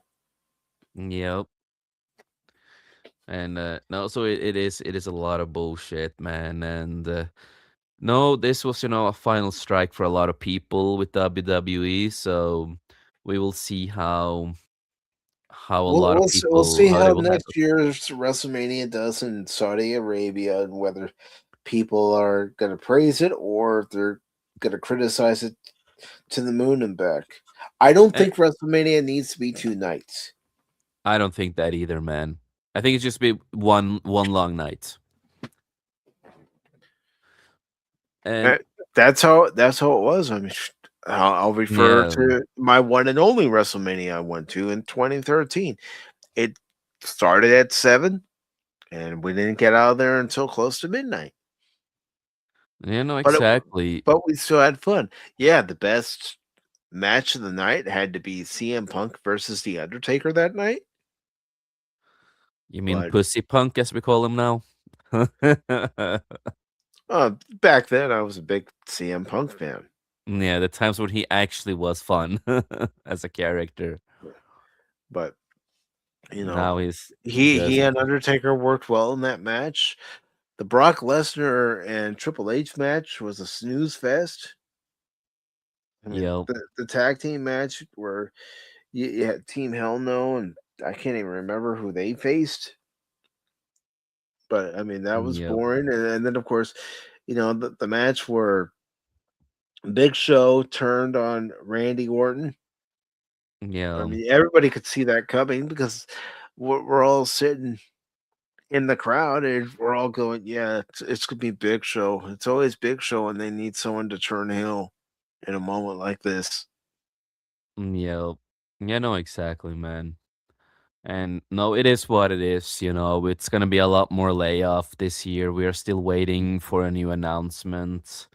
And there's a lot of talk that even the Miss might be fired from WWE, Austin Theory. So, and there is a lot going on right now. And I will say this: if you remove the Miss, oh shit, then a lot of people also will get mad. Well, Yeah. he's one of the few veterans there. Yep. You need someone like the Miz to teach the younger guys how you're supposed to move in the ring. Exactly. And think about this: if they suddenly let Randy Orton go, like out of the blue. Oh, the fans would not let WWE hear the end of it. I mean, Exactly. people were even pissed off after last weekend's WrestleMania that Randy wasn't given the championship. Exactly. I understand Yeah, that. because the way everything was being set up, it was being set up as though Randy should have won the match after all was said and done. Yep. And also what I want to mention, especially with, Bo, everything that he was promised, with, finally continuing his brother's legacy, and they started already wasting it in the storylines. They made him sit for 90% of the matches in a chair watching his White I Six fight instead of him. I saw that he was in the chair from the highlights. I looked at it, it's like, okay, so that's all Bo Dallas is here for, is just to take up a seat. You could have had any other Yeah. wrestler take up the seat, Yep. but you So have to have Bo Dallas, you know, Mr. Howdy himself, get into the matches, be the leader of the group who was in the matches. When you had Eric Rowan and yep. Luke Gallows with Bray Exactly. Wyatt, I mean Luke Harper, but when you had those two guys flanking Bray Wyatt, Bray didn't just watch them in their matches. Bray had some damn good matches. I got to see him wrestle. Exactly. One of my favorite wrestlers too, and one of the most unique wrestlers we had for many years. And but again, they just wasted Bo, destroyed every promise they ever made to him, and that I feel that is the shittiest ever. And that's what they did, many years ago too, when they let go of Bright. He went into depression because of it. Suddenly, first they forced him to be like this hillbilly thing and all this shit that he didn't like. He didn't like Mhm. that. And then, finally in the end, he became what he was and what he wanted and used creatively and stuff. Well, And then, E even when you first saw Bray Wyatt, he wasn't known as Bray Wyatt when you first saw him. During that first year of NXT, he was known as Husky yeah, Harris. yeah, and He he went didn't he like went that. down to the developmental league, and that's where they came up with the Bray Wyatt character, and Yep. And finally, he became what he always wanted to be. he had the whole world in his hands. He had the whole wide world. That was so fun when he came out there, and everybody would turn on the Yeah, flash yeah, on their phones, and doing that. It was yeah, just fun to be a part of the show. That's what fans yeah. want when they go to a wrestling event, is to be a part of the show. Exactly. But again, when he got let go, a lot of people were upset and pissed off. And I feel bad for Bright, everything they did promise him at the time, and then suddenly he gets let go. And then, Mhm. finally he's gonna finally come back, finally after such a long time. And then unfortunately he passed away. So it is damn sad. But that's how the business works there. They couldn't care Yeah. less. Yeah, no wonder some wrestlers have animosity toward that part of the business. Oh, yeah, yeah. You hear the ones that say, "I'll never go back to WWE," and then a few years later, they're back in WWE. Even Paige Yeah. said that she would never go back to WWE, and she's Yeah, back. no. Yeah. No, it's like a lot of people say the reason they fired is because they wanted more of the bloodline people in and just focus on the bloodline storyline because that's all they focus on now. It's the damn bloodline story. Uh, guys, I'm out of ideas. Why don't we go with the bloodline again? I mean, heck, Road Dogg, he left creative. He got tired of what was going on. Yeah. I don't know if you had heard about that.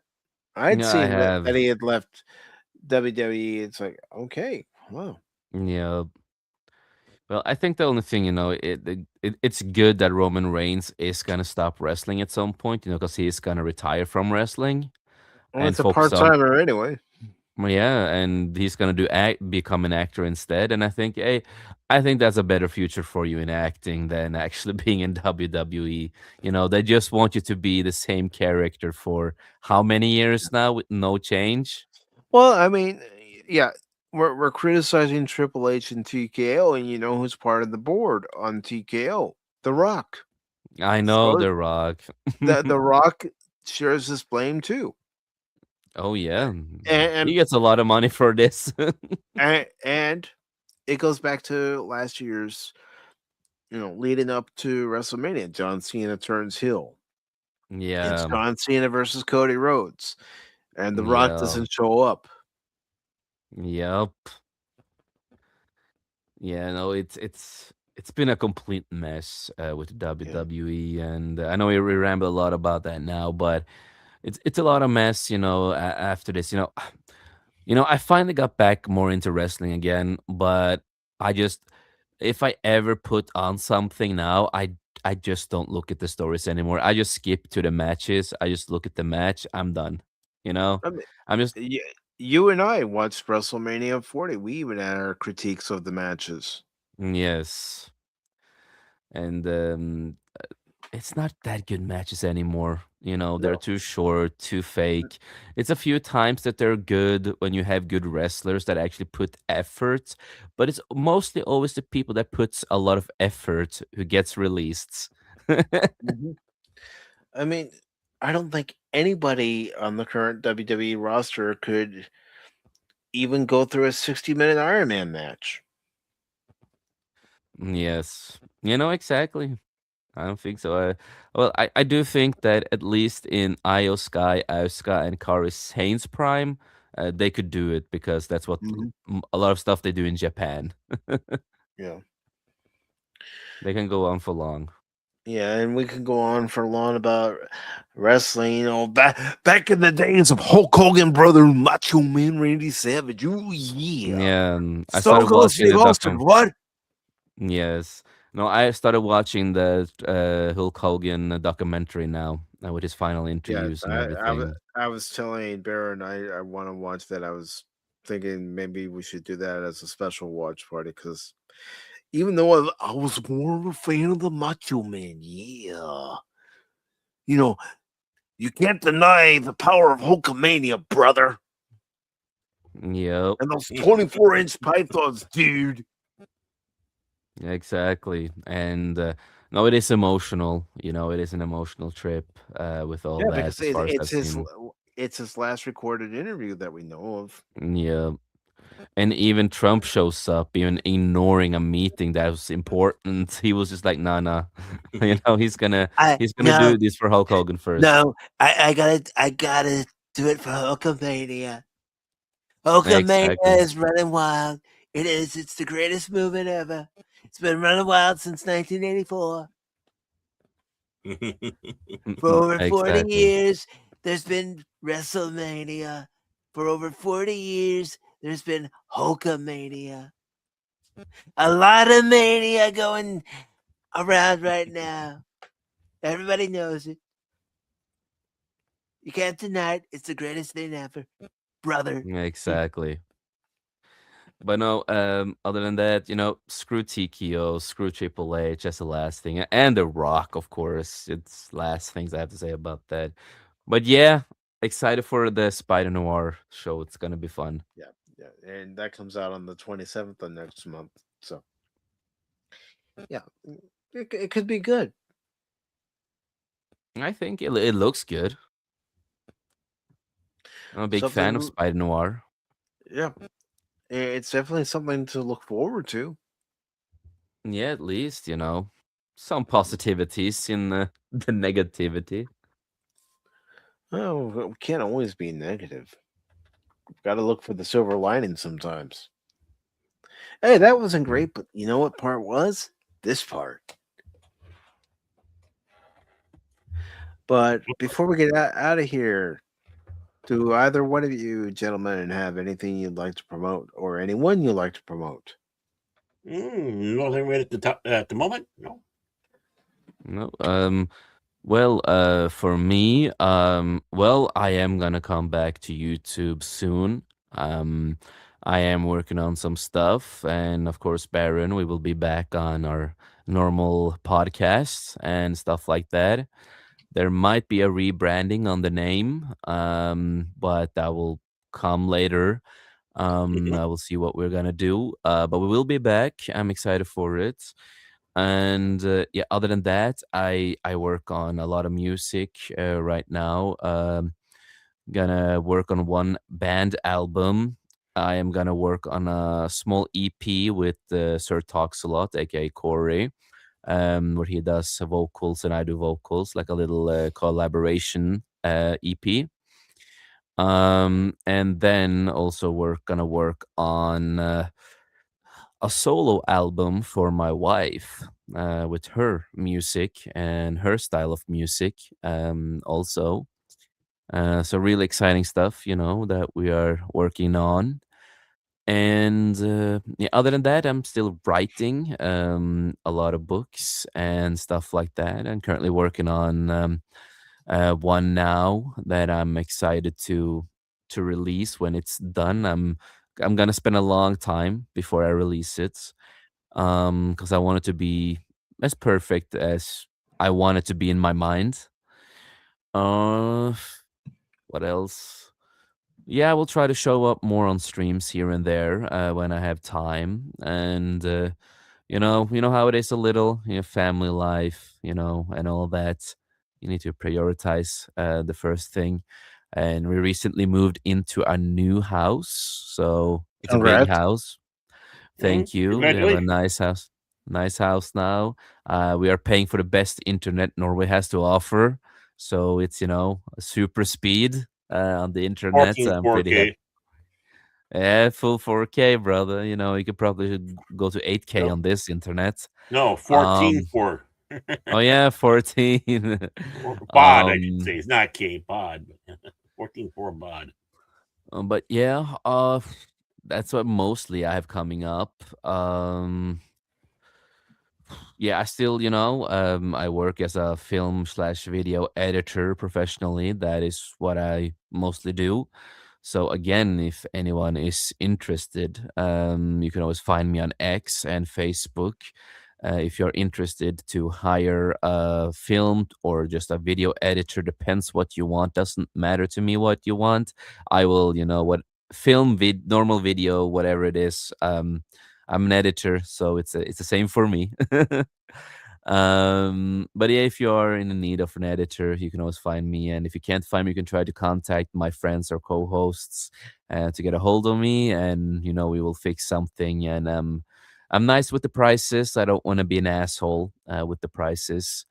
Um, so yeah, if you need an editor, just shout out to me.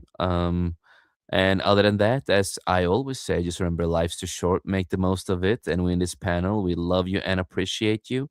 And again, it means the world for us because we would not been here today if it wasn't for all of you great people out there that inspire us to continue doing the madness we are doing on YouTube. So thank you a lot, everybody. And God bless you all. Thank you for that, Jason. Again, you can catch Jason's channel, all his previous live streams and previous videos that he has uploaded on his channel by clicking that link that I put into the chat for YouTube, Rumble, and Blaze. But as far as this program is concerned, I do want to take the time to thank everybody who was able to stop by tonight. And of course, I want to thank Tree Rock for stopping by. I also want to thank Jace for stopping by, and thank you for coming on to the panel. Thank you, course. Jace, and congrats on getting that membership from Sir Blue Wolf. Yeah, thank you. Yeah. Congrats.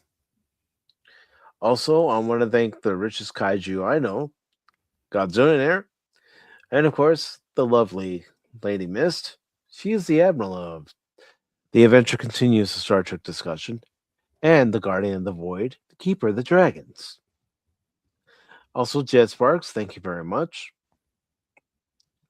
Baron's better half, the long suffering, the Padawan wannabe. Also, want to thank Spocko, Spock's Friday Nights. Thank you. Oh, Also, Fat Steven, thank you, brother. Appreciate you stopping by tonight, man. And I also want to thank the Super Wrench himself, John Fez Forever. Thank you, John. Also want to thank DJ Ronnie G and his turtles. And of course, I want to thank Tim, also known as FKHC 2005. And I'm just going to go through and make sure I haven't forgotten anybody over on the YouTube side. Then I'll look over on Rumble and Blaze.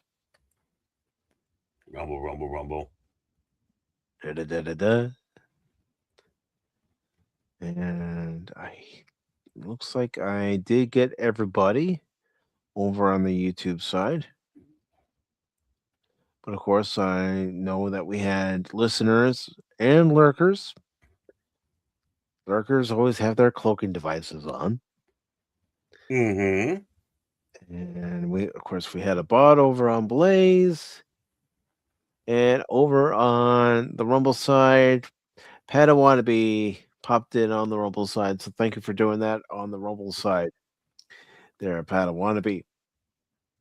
Now, I do want to let everybody know, we were talking wrestling tonight and everything. And I want to let you all know that I am thinking that not for Wednesday, but I was thinking for next Sunday we would watch the Hulk Hogan documentary as our watch party.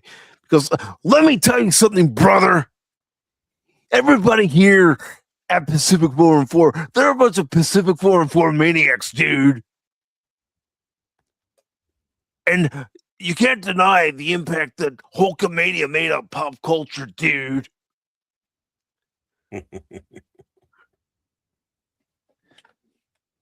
But yes, that is an idea I have. It's not a concrete idea.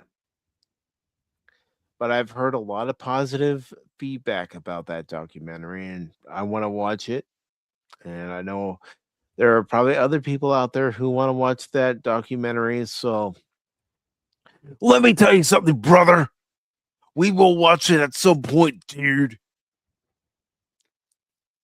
I'll let you know. But as far as the rest of this new week is concerned, Tuesday I'll be playing more of Mouse PI for Hire. Good first person shooter game so far. I say so far because I'm only in the beginning of it. And I'm hoping I don't find something that makes me go, oh, this game sucks. But we will also be back this Wednesday for Pacific414 Pop Doctor Wednesday edition at 6 p.m. Eastern. And all times are 6 p.m. Eastern anymore. And then Thursday, I'm going to be playing more Black Myth Wukong, and I'll be in Chapter 5 this time since I was able to beat the Chapter 4 boss offline. And with that game, I've had to do things online and offline just to get through the game. But also, before we get out of here, I did see somebody pop in to the chat, and I do want to acknowledge him. And that person is Philip J. McCracken. Good to see you, Phil. He says, "Hi, Mike. Hope you have a good stream." And Cash Talkie. Well, Cash is in here today. And the role of Xashmoney007 today is Jason Fox of 540 Studio. Mm-hmm. But everybody, thank you for joining us for this edition of Pacific414 Pop Talk. Please make sure you're subscribing to Jay, subscribe to Baron, subscribe to everybody who's in the chat, and do the same if you're watching on Rumble. Make sure you follow Baron. His links are in the description. Jace's YouTube link is in the chat. And if you're watching on Blaze, please follow the channel and give Baron a follow. Give Jace a follow. Let me make sure I get Baron's link onto the Blaze side so people can actually do that. So, oops. Helps if I get the whole link and not just part of the link. Yeah, they're subscribing to Barom Orman Tagge. That's who you're subscribing to and following to. Barom Orman Tagge. Baron? Oh, that's his evil twin.